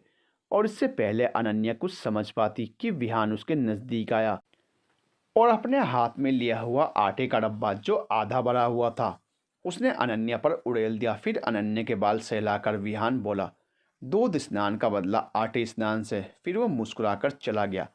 अनन्या ने गुस्से से अपने पैर पटके और बोली, मैं जस्ट अभी नहा कर आई थी। वहीं अपने कमरे के दरवाजे से झांकती वेश्यु ने अपनी हथेली मुंह पर रख दी और खिलखिलाकर बोली, मुझसे भी ज़्यादा छोटे दो दो बच्चे हैं इधर। बाकी का पूरा दिन सामान्य और मस्ती भरा ही गुजरा था, पर आज की रात तो अनन्या के लिए भी काफ़ी अलग हो गई। उसे भी आराध्य और देविका की पहली मुलाकात सपने में दिखाई दी और साथ ही उसके आगे की मुलाकातें भी। उसे भी कुछ धुंधला नहीं दिखा था। आराध्य में विहान का चेहरा और खुद का चेहरा देविका में काफ़ी कंफ्यूज थी वो। उसे बड़ी हैरानी हो रही थी कि पिछले जन्म की बातें उसे सपने में साफ साफ नज़र कैसे आ गई। उसने अपने सपने याद किए। कुंवर शाह के साथ वैसी मुलाकात के बाद देविका रात में भी ठीक से सो नहीं पाई थी। उसके जहन में बस वही पल घूम रहे थे जब आराध्य ने उसका घूंघट उठा दिया था। वहीं आराध्य की भी वही हालत थी। वो बार बार अपने हाथ में लगी पट्टी, जो कि देविका की चुन्नी का टुकड़ा था, उसे देखता रहा। देविका का चेहरा तो उसकी आंखों के सामने से भी नहीं हट रहा था। वहीं शीतलापुर में सैनिकों ने जाकर वहां के कुंवर शाह, जिसने हमला करवाया था, उसे सूचना दी। कुंवर शाह क्षमा करें, हम पकड़ न पाए। कुंवर शाह ने, उनके मुख्य सैनिक ने अपना सिर झुकाकर कहा, एक काम ढंग से ना होता, दफा हो जाओ। शिथिला के कुंवर शाह ने गुस्से से चिल्लाते हुए कहा, जैसी कुंवर शाह की आज्ञा। किंतु हाँ, उनके साथ जंगल में कोई छोरी भी थी। फिर अपना सिर झुकाकर सैनिक चले गए। छोरी पता लगवाने पड़ेगा। फिर उसने अपने संदेश देने वाले इंसान को भिजवाकर अपनी बहन को बुलवाया। कहिए कुंवर शाह, कक्ष में प्रवेश करते हुए एक लड़की बोली, मधुबनी, 1000 दफ़ा मना किए हैं कि हमको आप नाम से पुकारा कीजिए। जैसी आज्ञा अदंत शाह। मधुबनी ने कहा तो अदंत मुस्कुरा उठा। फिर दोनों कुछ बातें करने लगे। अगली सुबह देविका अपनी सहेली के साथ पानी भर रही थी नदी के तट पर कि उसे पीछे से एक कंकर अपने कमर पर लगा। उसने चौंक कर पीछे मुड़कर देखा तो झाड़ियों में से आराध्य ने उसे अपने पास आने का इशारा किया। देविका बड़ी दुविधा में फंस गई कि जवाब क्या दे। अब कुंवर शाह को मना भी नहीं कर सकती थी, इसलिए उसने अपनी सहेली को फूलों को इकट्ठा करने का बहाना बनाकर मटकी संग उसे भेज दिया।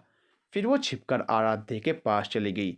इधर सब औरतें पानी भरने आते हैं, हमको आपके साथ किसी ने देख लिया तो। आराध्य ने सिर हिलाते हुए कहा, पूरे गांव की फिक्र कर लीजिए आप, बस मेरे बारे में मत सोचिए और ये घूंघट हटा दीजिए, वरना मैं ही हटा दूंगा। देविका ने हड़बड़ाकर घूंघट हटा दिया। फिर आराध्य ने उसका हाथ पकड़ा और जंगल में अंदर ले गया, जहां दोनों कल मिले थे। बैठिए जी। और देविका आहिस्ता से बैठ गई। कहिए ना कुछ। आराध्य भी उसके पास वहीं पालती मारकर बैठ गया था और बस उसे देखे जा रहा था। तो इसलिए देविका ने कहा, क्या कहें, आपको देखकर लफ्ज़ ही भूल जाता हूँ। आराध्य ने उसे प्यार से निहारते हुए कहा। उसकी नज़र को अपने ऊपर महसूस कर देविका तो शर्म से पानी पानी हो चुकी थी। उससे कुछ कहते नहीं बना। कुछ देर बाद आराध्य ने कहा, वैसे अगर मैं कहूँ कि मैं आपसे ब्याह करना चाहता हूँ तो आप क्या मान जाएंगी? देविका ने अपनी चुनरी को उंगलियों में घुमाते हुए कहा, नहीं। क्या? पर क्यों आखिर? आराध्य ने आश्चर्य से कहा, क्योंकि हम सुने हैं कि राजा की तो बहुत सी रानियां होती है और आप भी तो अगले राजा हैं, तो फिर आपकी भी कई रानी बनेंगी, तो फिर हमारी क्या बिसात रह जाएगी? धीरे से देविका अपनी बात कह बैठी। आराध्य मुस्कुरा उठा। फिर उसने कहा, और अगर मैं वादा करूं कि आपके अलावा मेरी रानी कोई नहीं बनेगी तो? देविका ने फिर हौले से कहा, नहीं। आराध्य का मुंह लटक गया। उसने कहा, पर क्यों? बाबूजी पहले से हमारा ब्याह कर्मण्य शाह से तय करवा चुके हैं। आराध्य ने सिर हिलाते हुए कहा, कर्मण्य को तो शिथिलापुर भिजवा दूंगा, पर आपसे ब्याह सिर्फ मैं करूंगा, समझ गई आप? चलिए अब जाइए। देविका ने सिर हिलाया और घूंघट उठाकर चली गई। आराध्य सिर्फ उसे देखकर मुस्कुराता रहा। अनन्या अपने सपने में से बाहर आई। ये सब था क्या आखिर? मतलब देविका, आराध्य, चेहरा तो मेरा और विहान का ही था, पर ऐसे तो हम कभी मिले ही नहीं। और ये जंगे गांव, ये है क्या? उफ, मैं पागल हो जाऊंगी। फिर खुद ही खुद के सिर पर चपत मारकर वो वैश्यु के बगल में लेट गई। लॉकडाउन के अभी भी 7 दिन यानी कि एक हफ्ता बाकी था, पर पूरा मामला ठंडा पड़ चुका था। सारे आतंकवादी पकड़े जा चुके थे और कई तो मारे भी गए थे। इसलिए प्रधानमंत्री ने आदेश कर दिया था कि अब सब पहले जैसे रहेगा और जो लोग भी धमाके में मारे गए हैं उन्हें 1 लाख से भी अधिक की सहायता दी जाएगी। वैसे भी इस हफ्ते में छोटे मजदूरों, दुकानदारों का काफ़ी नुकसान हो चुका था। ये सुनकर विहान, वैश्यु और अनन्या तीनों ही काफ़ी उदास हो गए थे। मतलब उन्हें खुशी तो थी कि अब भारत पर कोई खतरा नहीं था, पर अब उन्हें भी ज़्यादा साथ रहने का मौका भी तो नहीं मिलेगा। पर खैर, जिंदगी और वक्त कहाँ रुकते हैं। दोनों को अपनी अपनी फ्लाइट की टिकट करवा देनी पड़ी और अगले दिन दोनों को ही फ्लैट खाली करना था। विहान सोच ही रहा था कि कुछ करके अनन्या को वो सब बता दे। वहीं अनन्या एक तरफ अपने पिछले रात के सपनों में उलझी थी, वहीं दूसरी तरफ विहान से दूर जाने की सिचुएशन आ गई। दोनों के ही मन में सवाल थे कि अब आगे तो ना जाने कैसे मुलाकात होगी। अनन्या बहुत ही गहरी सोच में थी। उसे कुछ भी समझ नहीं आ रहा था कि उसके साथ हो क्या रहा है। उसका सिर अचानक से घूमने लगा। मैंने वादा किया है आपसे और इसे निभाऊंगी। कभी भी खुद को आपसे दूर नहीं करूंगी कुंवर सा। मत कीजिए ना दूर हमें। अचानक से अनन्या जोर से बोल पड़ी। फिर उसे होश आया। उसने अपना सिर झटका और देखा तो वो अपने कमरे में ही अकेली थी। उफ, ये सब क्या हो रहा है, कहकर उसने अपने सिर पर हाथ रखा और गहरी सांस लेकर आंखें बंद कर सिर टिकाकर बैठ गई। तभी उसके दरवाजे पर नॉक हुआ। अंदर आ जाऊं क्या? दरवाजे पर विहान था। जी, अनन्या ने खड़े होते हुए कहा। वो मैं कहना चाह रहा था कि इतने दिन हम साथ रहे तो आपकी आदत पड़ गई। मतलब आपकी और वैश्यू के साथ हर पल गुजारने की आदत पड़ गई। मैं तो इस वक्त को बहुत याद करने वाला हूँ, विहान ने कहा। उसकी आवाज़ से ही साफ पता लग रहा था कि वो जो बात करने आया था उसकी बजाय कुछ और ही गोल गोल घुमाकर बोल रहा था। मैं भी। हौले से अनन्या भी कह पड़ी और उसने नज़र उठाकर विहान को देखा जो उसे ही देख रहा था। तो अगर आपको बुरा या गलत ना लगे तो मैं कुछ कह सकता हूँ आपसे? विहान ने पूछा। जी बिल्कुल। मेरा एक दोस्त आ गया है इधर वापस। तो क्या हम घूमने जा सकते हैं? आप, वैशु, मैं और मेरा दोस्त कार्तिक। बस 2 से 3 दिन के लिए प्लीज़। वैसे भी हम 15 दिनों के लिए छुट्टी तो ले ही चुके थे अपने अपने काम से, और आपने अभी फ़्लाइट टिकट्स कंफर्म भी नहीं की। तो घुमाएं तो कैसा रहेगा? वैशु भी खुश हो जाएगी। विहान ने अपनी बात कह तो दी, पर वो घबरा रहा था। घूमना तो उसके लिए महज एक बहाना था। उसे तो अनन्या के साथ ज़्यादा वक्त गुजारना था जिससे वो शायद अपने दिल की बात कह ले। जी क्यों नहीं, ना चाहते हुए भी अनन्या हाँ तो बोल ही चुकी थी। सच्ची? विहान एकदम खुश हो गया था। उसने उत्साहपूर्वक सारा प्लान अनन्या को बताया। अनन्या जान गई कि जहाँ घूमने का प्लान बनाया गया था वो उसका ही शहर था, पर उसने कहा कुछ नहीं। जब ये बात वैश्य को पता लगी तो वो तो चौंक ही गई। मम्मा और इंडिया? मम्मा ने हाँ कैसे कह दिया? मेरा मतलब वे तो कभी जिंदगी में यहाँ आना भी नहीं चाहती थी, और अब? वो तुरंत दौड़कर विहान के पास गई। सुनिए क्यूटी, ओए नौटंकी, फिर से इस नाम से बुलाया तो चप्पल से मारूंगा। विहान ने चिढ़कर कहा। हाँ, ताकि आप मम्मा के हाथ से बेलन खाओ, वैश्यु ने हंसकर कहा। पागल, विहान बुदबुदाया। ये सब छोड़िए, बताइए आपने मम्मा के साथ क्या किया? हैं? मैंने कुछ नहीं किया, विहान नासमझी से बोला। नहीं, आपने कुछ तो किया है। मेरी मम्मा, जिसे भारत में कदम रखना तक पसंद नहीं था, वो यहाँ घूमने को तैयार है, वैश्यु ने विहान को घूरते हुए कहा। अरे मैंने कुछ नहीं किया। वैश्यु के घूरने से विहान सकपका गया। गुड। और अगर मुझे पता लगा कि आपने मम्मा को धमकाकर यहाँ रुकने को कहा है तो देख लेना। वैश्यु ने अपनी 2 उंगलियों से अपनी आंखों की ओर इशारा कर फिर उसकी आंखों की ओर इशारा किया। विहान ने सर हिला दिया, फिर बोला, वैसे उन्हें भारत पसंद क्यों नहीं? पता नहीं, शायद मेरे पापा की वजह से। अरे एक मिनट, मेरा मतलब उस इंसान की वजह से जो कभी मम्मा के पति थे। अपने कंधे उचकाकर वैश्यु चली गई। मतलब एक बात तो पक्की है कि अनन्या भी सिंगल है। बाकी पास्ट से तो क्या ही फर्क पड़ता है। भाड़ में जाए उसका एक्स, हमें तो बनना है उसका नेक्स्ट। यस।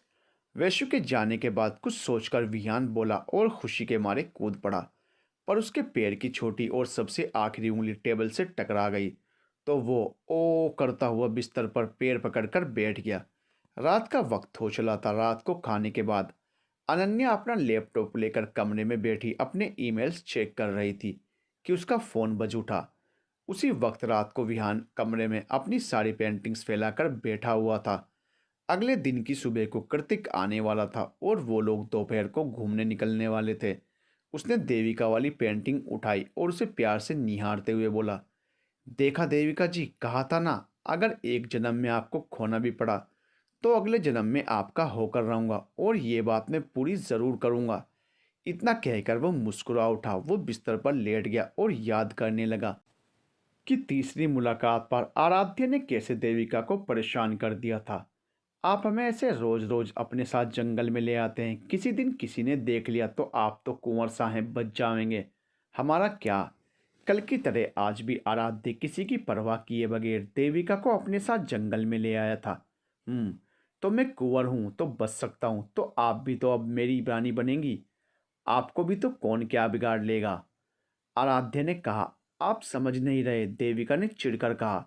कल ही उसको उसकी माँ से काफ़ी डांट पड़ गई थी, चूंकि वो पानी लेकर घर बहुत देर से लौटी थी। तो समझा दो आप ही, आराध्य ने उस पर से बिना नजरें हटाए कहा। ओफो, देखिए आप कुंवर सा हैं। जानता हूँ मैं, आराध्य ने कंधे उचकाकर उसकी बात बीच में काट कर ही कहा।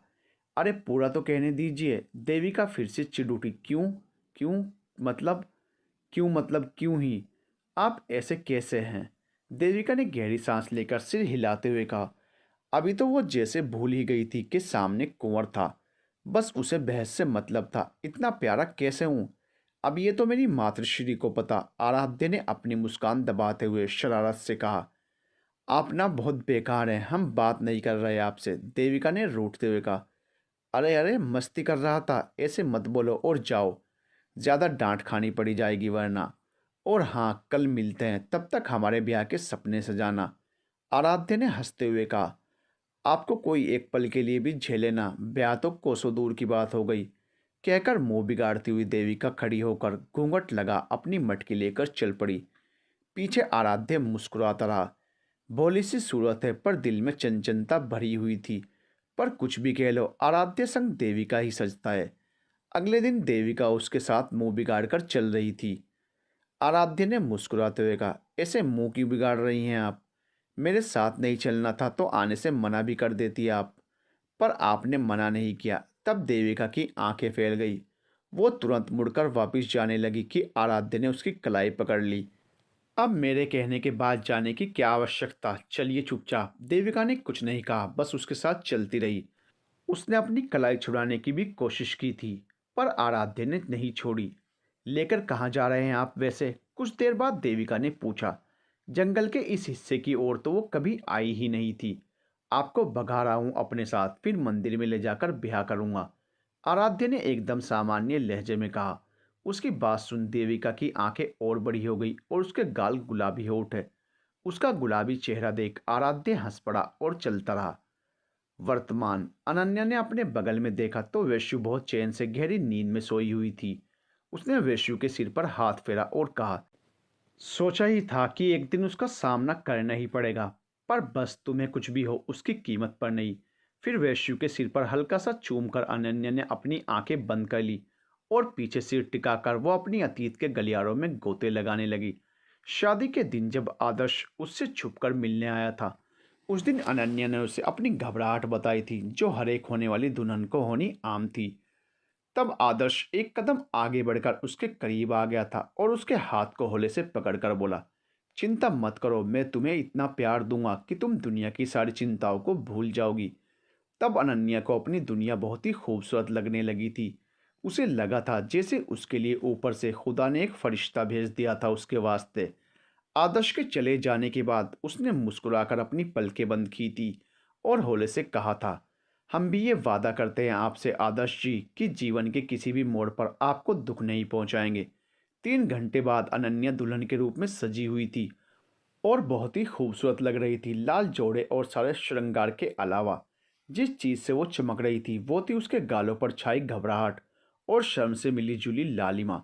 पंडित जी के बुलाने पर वह हवन कुंड में जाकर बैठी थी और अग्नि को साक्षी मान सारे रस्मों को निभाते हुए आदर्श ने उसे अपनी पत्नी का स्थान दिया और उसने आदर्श को अपना सर्वस्व मानकर पति बनाया था। विदाई के वक्त वो काफी रोई थी, पर अपने नए घर में आदर्श के साथ कदम रखते ही उसका रोम रोम जैसे पुलकित हो उठा था। शादी के बाद की सारी रस्मों को निभाकर दोनों को एक कमरे में भेजा गया था। आज से तुम मेरी बीवी हो और तुम्हारा ख्याल रखना मेरी जिम्मेदारी। बहुत प्यारी हो तुम और ऐसी ही रहना हमेशा। और उसके सिर पर हल्का चूमकर आदर्श उसके संग सो गया था। पर नींद अनन्या की आंखों से कोसों दूर थी। उसे यकीन नहीं था कि उसके पिता जितना ही प्यार और सम्मान कोई और आदमी उसे कर सकता है। शादी के बाद का एक महीना तो सपने जैसा गुजरा। हर पल एक नया रूप लिए आदर्श उस पर प्यार बरसाता। कभी शाम को ऑफिस से जल्दी घर आकर उस पर गुलाबों की बरसात करता, तो कभी उसके कॉलेज उसे लेने पहुंच जाता और उसे लॉन्ग ड्राइव पर ले जाता। पर फिर एक हादसा हो गया। अनन्या अपने घर में ही सीढ़ियों से फिसल गई थी और सीधे नीचे पेट के बल गिरी थी। मुंह से खून की उल्टी भी कर चुकी थी। उसे तुरंत अस्पताल ले जाया गया था। डॉक्टर के कहे मुताबिक वो ठीक तो थी, पर उसके पेट में गहरी चोट थी, सर्जरी करनी थी और इस बात से उसका वैवाहिक जीवन भी इफेक्ट होता। ये डॉक्टर ने साफ कह दिया था। आदर्श शुरू शुरू में तो उसका ख्याल रख लेता, पर धीरे धीरे उसका रवैया बिगड़ता जा रहा था। वो अब अनन्या का ख्याल भी ऐसे रखता जैसे कोई ज़बरदस्ती जिम्मेदारी निभाता हो। अब तो आदर्श देर रात ऑफिस में रहता, अक्सर कई रात को नशे में धुत होकर आता। यहाँ तक कि उसने अनन्या पर हाथ उठाना भी शुरू कर दिया था। उसे आए दिन थप्पड़ मार लिया करता। अनन्या इस बात से काफ़ी दुखी थी। एक तो उसके पेट की सर्जरी की वजह से उसकी पढ़ाई भी रुक गई थी। उसे तो कभी कभार आदर्श पर भी शक हो जाता, पर फिर इस बात के लिए खुद को ही डपट दिया करती। नहीं नहीं, मैं भी क्या से क्या सोच लेती हूँ। आदर्श जी मुझसे इतना तो प्यार करते हैं और मैं कुछ भी सोच रही हूँ। वे भी तो बेचारे थक जाते हैं, पूरे दिन ऑफिस का काम और फिर मेरा भी ख्याल रखना पड़ता है। अनन्या ऐसा सोचकर खुद को बहला लेती, पर उसका दिल कभी लगता नहीं। वो हमेशा पुराने वाले आदर्श के पास जाकर ढेरों प्यार पाना चाहती थी। उसकी सर्जरी को 4-5 महीने बीत गए थे और उसका कॉलेज जाना फिर शुरू हो चुका था। ऐसे ही एक दिन उसकी कॉलेज के दोस्त की जिद पर दोनों शॉपिंग मॉल गए थे कि तभी अनन्या ने देखा कि आदर्श वहाँ एक लड़की के साथ था। लड़की का चेहरा वो नहीं देख पा रही थी, पर लड़की जानी पहचानी थी। आश्चर्य की बात तो ये थी कि लड़की उससे कुछ ज़्यादा ही चिपकी हुई थी। और सबसे ज़्यादा वो तब चौंक गई जब आदर्श ने बिना किसी लाज शर्म के उस लड़की को किस कर लिया था। अनन्या की आंखों में आंसू आ गए थे। क्या हुआ अनु? उसकी सहेली ने उससे पूछा। कुछ नहीं, बस सिर दर्द है। और वो बिना कुछ कहे वहां से चली गई। उसके बाद वो अक्सर आदर्श पर नज़र लगने लगी थी। वो बस एक बार पूरी तरह कन्फर्म हो जाना चाहती थी। आदर्श की गैर मौजूदगी में वो उसका फ़ोन तलाश लिया करती या अपने फ्री टाइम में उसका पीछा कर लिया करती। कभी कभार सोच भी लेती कहीं मैं गलत तो नहीं कर रही ना। मतलब रिश्ता तो विश्वास पर टिका होता है और मैं तो उन पर शक कर रही हूँ। पर फिर भी खुद को आदर्श पर शक करने से रोक नहीं पाती। इसी बीच उन दोनों का रिश्ता तो जैसे सिर्फ नाम का रह गया था। रात को आदर्श देर से आता और दोनों एक दूसरे को पीठ दिखाकर सो जाते। पर एक दिन आदर्श घर जल्दी आ गया था। जब अनन्या आई तब उसने उसे प्यार से बुलाया और उसका प्यार इतने महीनों बाद पाकर अनन्या पूरी तरह सब कुछ भुलाकर पिघल गई। उस रात उन दोनों के सारे गिले शिकवे मिट चुके थे। अगली सुबह अपनी सर्जरी की वजह से अनन्या काफ़ी दर्द में भी थी, पर यह दर्द तो उसके लिए मीठा था जैसे। अगले पूरे हफ्ते अनन्या फिर एक बार सपनों में खोई रही। मैं भी ना एक नंबर की पागल हूँ, मेरे पति हैं वह, मुझसे इतना प्यार करते हैं और मैं पागल कुछ भी सोच रही थी। अच्छा हुआ उन्हें पता न लगा, वरना क्या होता। हफ्ते भर बाद की बात है। अनन्या के आज कॉलेज के लेक्चर्स जल्दी ख़त्म हो गए थे, इसलिए वो घर चली आई थी। वो जल्दी से सीढ़ियाँ चढ़ती अपने कमरे में गई। वहां जाकर उसे अपनी जिंदगी का सबसे बड़ा झटका लगा। उसका पति आदर्श और उसकी अपनी कजिन बहन मोनिका। अनन्या को देखकर मोनिका तुरंत खड़ी हुई और बाथरूम में भाग गई। वहीं आदर्श ने अपने कपड़े पहने और कहा, अच्छा हुआ तुम्हें आज पता लग ही गया। मैं तुम्हें जल्दी ही बताने वाला था। अब तुम तो मेरी ज़रूरत पूरी करने से रही अपनी उस सो कॉल्ड सर्जरी के चलते, तो मुझे भी आखिर कोई तो चाहिए। मोनिका परफेक्ट लड़की है मेरे लिए। बोलते हुए आदर्श की आवाज़ में ना गिल्ट था ना ही शर्म। पापा यकीन कीजिए मेरा, मैं सच कह रही हूँ, अनन्या ने रोते हुए कहा। उस दिन के बाद उसने अपने पापा और माँ को सारा सच बताया, पर दोनों में से कोई मानने को तैयार नहीं था। वहीं आश्चर्य में डालने की बात तो यह थी कि मोनिका और आदर्श भी इस बात को झूठा ठहरा रहे थे। तभी अनन्या को अपनी चाची यानी मोनिका की माँ की आवाज़ सुनाई दी। कितनी बेशर्म लड़की है, मतलब देखो तो इसे।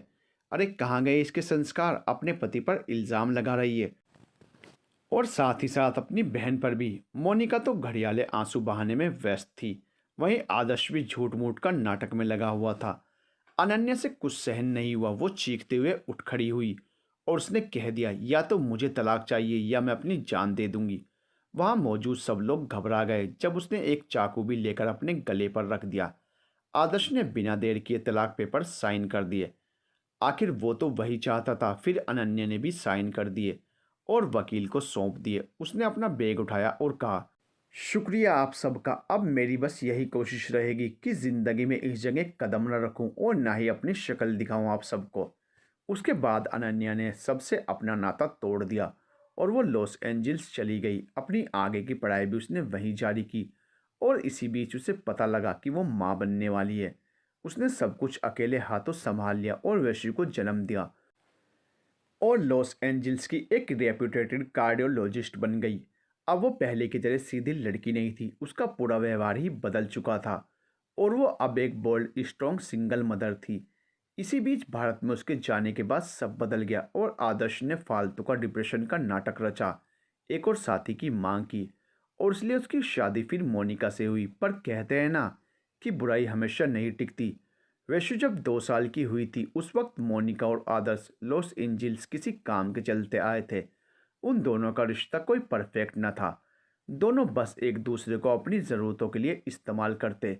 बाकी दोनों को एक दूसरे से कोई मतलब नहीं था। दोनों लॉस एंजल्स की सड़कों पर गाड़ी में थे कि पैसों की बात को लेकर झगड़ पड़े। गुस्से में आदर्श ने गाड़ी बहुत तेज चला दी और गाड़ी का बैलेंस खो दिया। अनन्या की अस्पताल के ठीक सामने ही उनकी गाड़ी का भयानक एक्सीडेंट हुआ और वहीं मोनिका की मृत्यु हो गई। वहीं आदर्श की सांसें चल रही थी, इसलिए उसे तुरंत अस्पताल में एडमिट कर दिया गया था। अनन्या को जब पता लगा कि इमरजेंसी केस है और डॉक्टर मिसिंग है तो वो गई थी, पर आदर्श को देख उसके कदम ठिठक गए। आदर्श उस वक्त हल्के होश में था। उस वक्त अनन्या को देखकर वो हल्का मुस्कुराया था और बोला था, देखो तुम्हारा पीछा तो छोड़ा ही नहीं। अनन्या ने भी फीका मुस्कुराकर कहा था, बिल्कुल, मेरी जिंदगी तबाह करने के बाद भी नहीं। आदर्श ने एक टेढ़ी मुस्कान दे दी थी और फिर वो बेहोश हो गया था। उसके ऑपरेशन के बाद वो कोमे में चला गया था और तब से अनन्या ने हॉस्पिटल अथॉरिटी से स्पेशल परमिशन लेकर उसे एक स्पेशल वार्ड में रखा था। कभी कभी तो अनन्या का जी करता कि उसे मार ही दे, पर नहीं, उसे अब आदर्श का सामना करना था। उसे बस आदर्श से कुछ सवालों के जवाब चाहिए थे कि आखिर क्यों उसकी ज़िंदगी तबाह की थी उसने। जो प्यार उसने कभी अनन्या पर बरसाया था, क्या वो सब नकली था? क्या उसने शादी सिर्फ अपनी शारीरिक ज़रूरतों के लिए ही की थी? और शायद अब उसे अपने जवाब लेने का वक्त आया था। आज पूरे 3 साल बाद उसे होश आने को था। अनन्या ने अपनी आंखें खोल ली। सारे पलों को एक बार फिर याद कर वो रो पड़ी थी। उसके गाल पूरे भीग चुके थे। वो खुद ही जानती थी कि पेट की कुछ महीनों पहले सर्जरी होने के बावजूद उसने अपनी प्रेगनेंसी कैसे संभाली थी, कैसे वैश्यू को जन्म दिया था और कैसे उसे पाला था। उस मुश्किल वक्त में उसके पास कोई नहीं था, जबकि एक औरत को इसी वक्त किसी की सख्त आवश्यकता रहती है। और इसी सब के चलते आज सबके सामने एक कॉन्फिडेंट और सक्सेसफुल डॉक्टर अनन्या थी। उसने तो अपने नाम के पीछे सरनेम लगाना भी बंद कर दिया था और वैश्यू को उसने उतना ही होशियार और स्ट्रांग बनाया था जिससे वो 7-8 साल की बच्ची ही सबकी बोलती बंद करने को काफ़ी थी।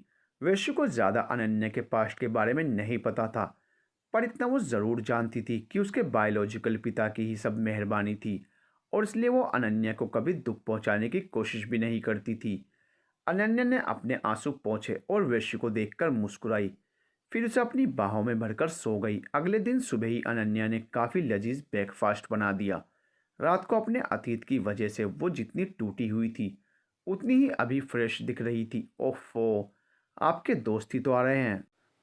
उसमें काहे इतना उधम मचा रखे हो? एकदम छोटे डॉन वाले अवतार में वैश्यू ने कहा। आज कार्तिक आने वाला था और इसलिए विहान सुबह से फ़ोन पर था। ओए, ज़्यादा चूचपड़ सूट नहीं करती तुझे, चुप रहा है और मुझे अपना काम करने दे, विहान ने चिढ़कर कहा। चुप तो आपको रहने की ज़रूरत है। रोज़ क्यूट लगते हो पर मुझे उल्टा सीधे बोलते हो ना, तब तो कीचड़ में 10 घंटे पड़ी हुई भैंस से लगते हो। वैश्यू ने तरह तरह के मुंह बिगाड़ते हुए कहा। वैश्यू, पीछे से अनन्या के गुस्से में चिल्लाने की आवाज़ आई तो वैश्यू जीभ निकालकर कमरे में चली गई। लगभग आधे घंटे बाद कार्तिक को एयरपोर्ट से लेकर विहान फ्लैट पहुंचा। अनन्या से उसका परिचय करवाया तो कार्तिक अनन्या को पैर से लेकर सिर तक घूरने लगा। अनन्या को ये बहुत अजीब लगा और उसने घूरकर विहान को देखा तो विहान ने अपने दांत चमकाकर कार्तिक को कोहनी मार दी। सॉरी सॉरी भाभी जी, कार्तिक ने कहा तो विहान और अनन्या दोनों उसे घूरने लगे। पहले कार्तिक सकपका गया पर फिर तुरंत संभल कर बोला, अरे मेरा मतलब कि विहान ने आपकी बेटी के बारे में बताया था, तो इसका मतलब आप शादीशुदा ही हुई ना, इसलिए भाभी। अनन्या उसे घूरते हुए सिर हिलाकर चली गई तो कार्तिक ने विहान को घूरा और कहा, लड़की तो सही पकड़ी है बॉस। विहान्या द परफेक्ट कबल।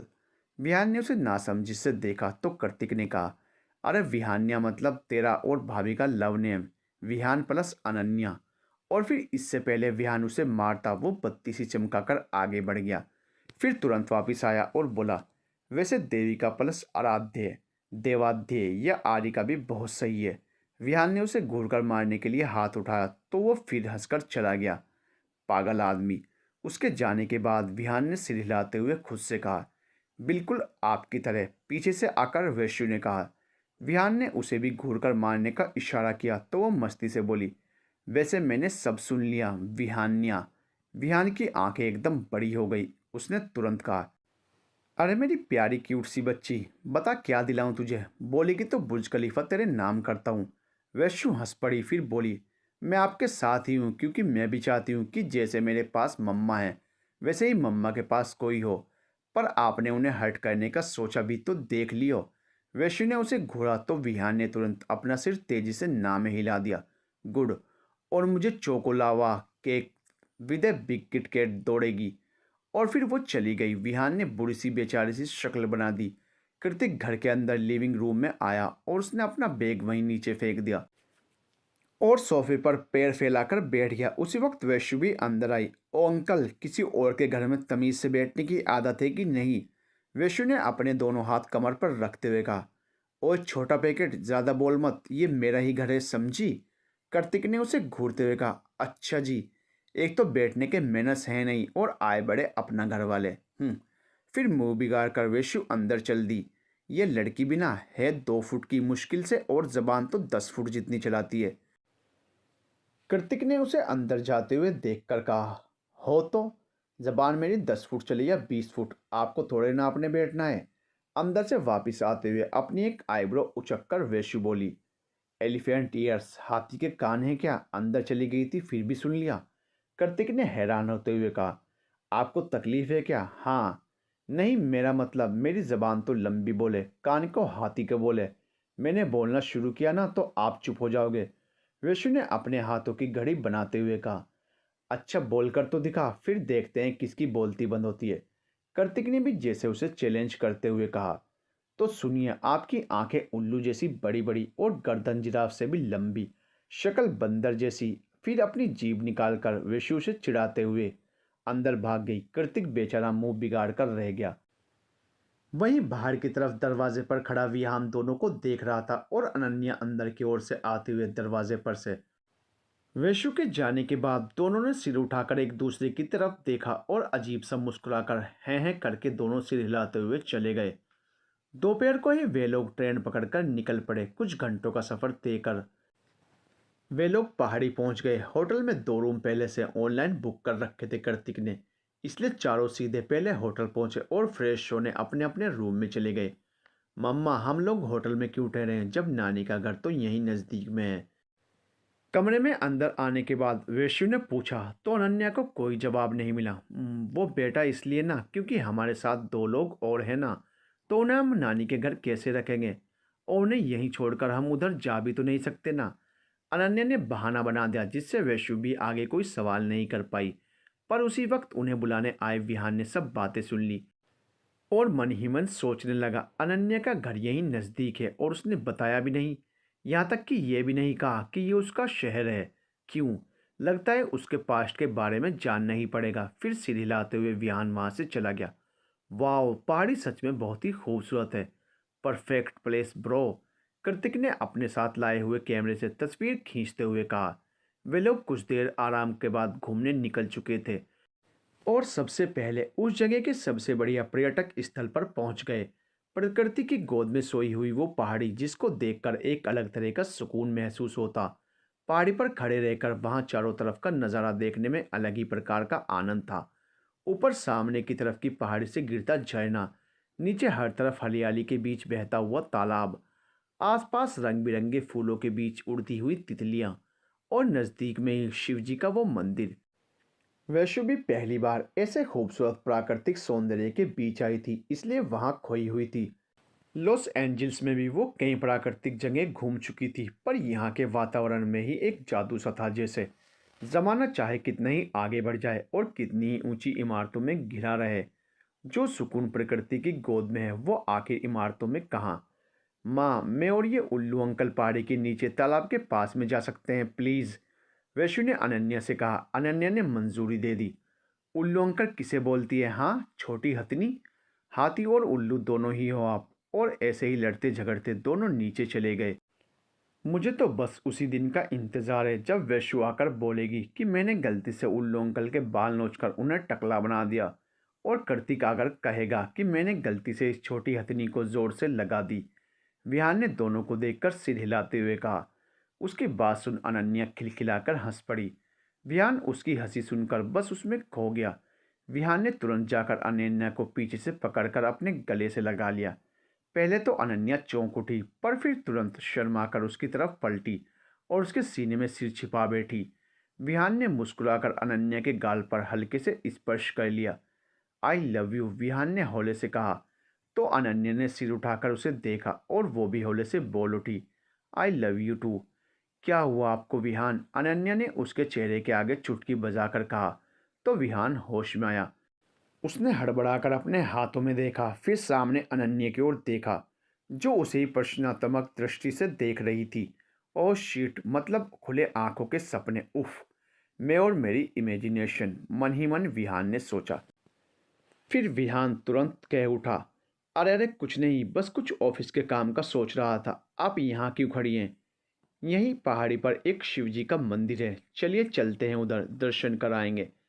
अनन्या ने भी उसकी बात का समर्थन किया और दोनों शिव जी के मंदिर जा पहुंचे। जैसे ही दोनों ने एक साथ मंदिर पर अपना कदम रखा, वैसे ही हवा का रुख बदल सा गया। जोरों जोरों से हवाएं चलने लगी और मंदिर की घंटियां तेजी से अपने आप बजने लगी। दोनों आश्चर्य से भर गए। विहान ने तुरंत अनन्या का हाथ पकड़ लिया, तो घंटियां और ज्यादा जोरों से बजने लगी। फिर दोनों मंदिर में पूरी तरह अंदर आकर शिव जी की मूर्ति के सामने खड़े हो गए। थोड़ी देर पहले जो वातावरण बदला था, वो एकदम से पहले की तरह सामान्य हो गया और घंटियां भी बजनी बंद हो गई। ये हो क्या रहा है आखिर? अनन्या ने असमंजस से कहा। विहान ने बस अपने कंधे उचका दिए। अनन्या ने भी सिर हिलाया, फिर वो मूर्ति के आगे आंखें बंद कर हाथ जोड़कर खड़ी रह गई। विहान उसे ऐसे देखकर मुस्कुराया, फिर वो भी भगवान के आगे हाथ जोड़ आंखें मूंद खड़ा हुआ। वहीं उस पहाड़ी से थोड़ी दूर पर अपने घर में बैठे पंडित जी ने जब मंदिर की घंटियों की आवाज़ सुनी, तब वे बोल उठे। लगता है जैसे मंदिर में किसी साक्षात शिव पार्वती जैसी जोड़ी के पवित्र कदम पड़े हैं। वहीं मंदिर में दोनों हाथ जोड़े आंखें बंद किए खड़े थे कि सामने शिव जी की मूर्ति जैसे उन्हें देख मंद मंद मुस्कुरा रही थी। वहीं पास्ट में, अरे हम कब से चल रहे हैं, हम अपनी मंजिल पर कब पहुंचेंगे कुंवर सा? देविका ने आखिर थक हार कर आराध्य से पूछा, जो उसे कहीं लेकर जा रहा था। बस थोड़ी देर और, कहकर आराध्य ने उसका हाथ मजबूती से पकड़ लिया और पहाड़ी चढ़ने लगा। हम पहाड़ी नहीं चढ़ पाएंगे, हमें आता भी नहीं और हमारे कपड़ों में हमसे हो भी नहीं पाएगा, देविका ने अपना हाथ को छुड़ाते हुए कहा। आराध्य ने कुछ सोचा और देविका को अपनी गोद में उठा लिया। देविका का मुंह पूरी तरह से खुल गया। ये सब क्या है कुंवर सा? आप हमें छू भी नहीं सकते, फिर भी हमने आपको अपनी कलाई पकड़ने दी, लेकिन अब इसे गोद में उठाना, हमें नीचे उतार दीजिए, हम विनती करते हैं आपसे, देविका ने सक पकाकर कहा। तो वो तो नजरें भी नहीं उठा पा रही थी। क्यों नहीं छू सकता आपको? क्या आपको मेरी छुअन पसंद नहीं? आराध्य ने उसको देखते हुए कहा। नहीं नहीं, तुरंत ही हड़बड़ाकर देविका ने कहा। तो आराध्य बिना मुस्कुराए न रह सका। फिर क्या दिक्कत है? आराध्य ने कहा। हमारा ब्याह किसी और से तय किया गया है, हम आगे बढ़कर किसी और के घर जाएंगे। ऐसे में अगर हम दोनों ऐसे, गांव में किसी को भनक तक लगी तो हमें जिंदा दफना देंगे वे लोग, और बाबा की बेइज्जती होगी सो अलग। देविका ने धीरे से अपने मन की बात कह दी। आप फिक्र न कीजिए, ब्याह तो आपका मुझसे ही होगा। और इसमें ना ही गांव वाले कुछ कर पाएंगे और ना ही आपके पिताजी जलील होंगे। आराध्य ने मुस्कुराकर कहा तो देविका भी मुस्कुरा उठी। ना जाने ऐसी कौन सी बात थी आराध्य में कि देविका उसका भरोसा करना चाह रही थी। आराध्य ने देविका को गोद में उठाए ही पूरी पहाड़ी चल ली। पहाड़ी उतनी बड़ी तो नहीं थी पर उतनी छोटी भी नहीं थी। आराध्य हाँफ गया था पर उसके चेहरे का तेज कम नहीं हुआ था। चलिए आज मंदिर में चलते हैं, मैं आपको अपने लिए मांगने आया हूँ यहाँ इस शिव मंदिर में। आराध्य ने सामने शिव जी के मंदिर को देखते हुए कहा। नहीं नहीं, आप जाइए अंदर, हम नहीं आ सकते, देविका ने कहा। अब क्या हुआ? आराध्य ने उसे देखते हुए कहा। आप क्षत्रिय वर्ण से हैं इसलिए जा सकते हैं अंदर, हम शूद्र हैं, हम अंदर नहीं जा सकते। आज तक किसी मंदिर में नहीं गए हैं और हमें जाना भी नहीं चाहिए। हमें सूली पर नहीं चढ़ना। आपको सूली पर चढ़ाने के ख्यालात लाने वाले शख्स का गला काट कर आपके सामने रख दूंगा। रही बात मंदिर में जाने की, तो मुझे फ़र्क नहीं पड़ता आप किस वर्ण या किस जात से हैं। अगर फ़र्क पड़ना ही होता तो गांव में बाकी सब की तरह छूता भी नहीं आपको। तो बेहतर यही है कि मंदिर में चलिए। एक इंसान है आप और भगवान के द्वार हर इंसान के लिए खुले हैं। कहकर आराध्य ने देविका का हाथ पकड़ा और उसे लेकर मंदिर तक गया। देविका मंदिर में कदम रखने से घबरा रही थी पर उसने आराध्य पर भरोसा रखा और थोड़ी हिम्मत दिखाकर मंदिर में एक कदम रखा। उसी के साथ आराध्य ने भी एक कदम रखा। हवाएं तेज होने लगी और मंदिर की घंटियां बजने लगी। उन्हें देखकर आराध्य मुस्कुराया और देविका की ओर देखकर बोला, देखिए पहली दफ़ा आपने ईश्वर के द्वार पर कदम रखा और उन्होंने भी आपका सर स्वीकार कर आपका स्वागत किया है। देविका भी मुस्कुरा उठी। उसने पहली बार भगवान की मूर्ति इतने करीब से देखी थी। उसने जैसे दूर से पंडिताइन को करते देखा था, ठीक वैसे ही उसने अपना घूंघट गले तक ला दिया और अपने दोनों हाथ जोड़ दिए। आराध्य उसे देखकर मुस्कुराया और उसने भी मूर्ति की ओर देखते हुए अपने हाथ जोड़ आंखें मूंद ली। सामने शिव जी की मूर्ति जैसे मंद मंद मुस्कुरा रही थी। कृतिक और वैशु दोनों नीचे तालाब के पास बैठे थे।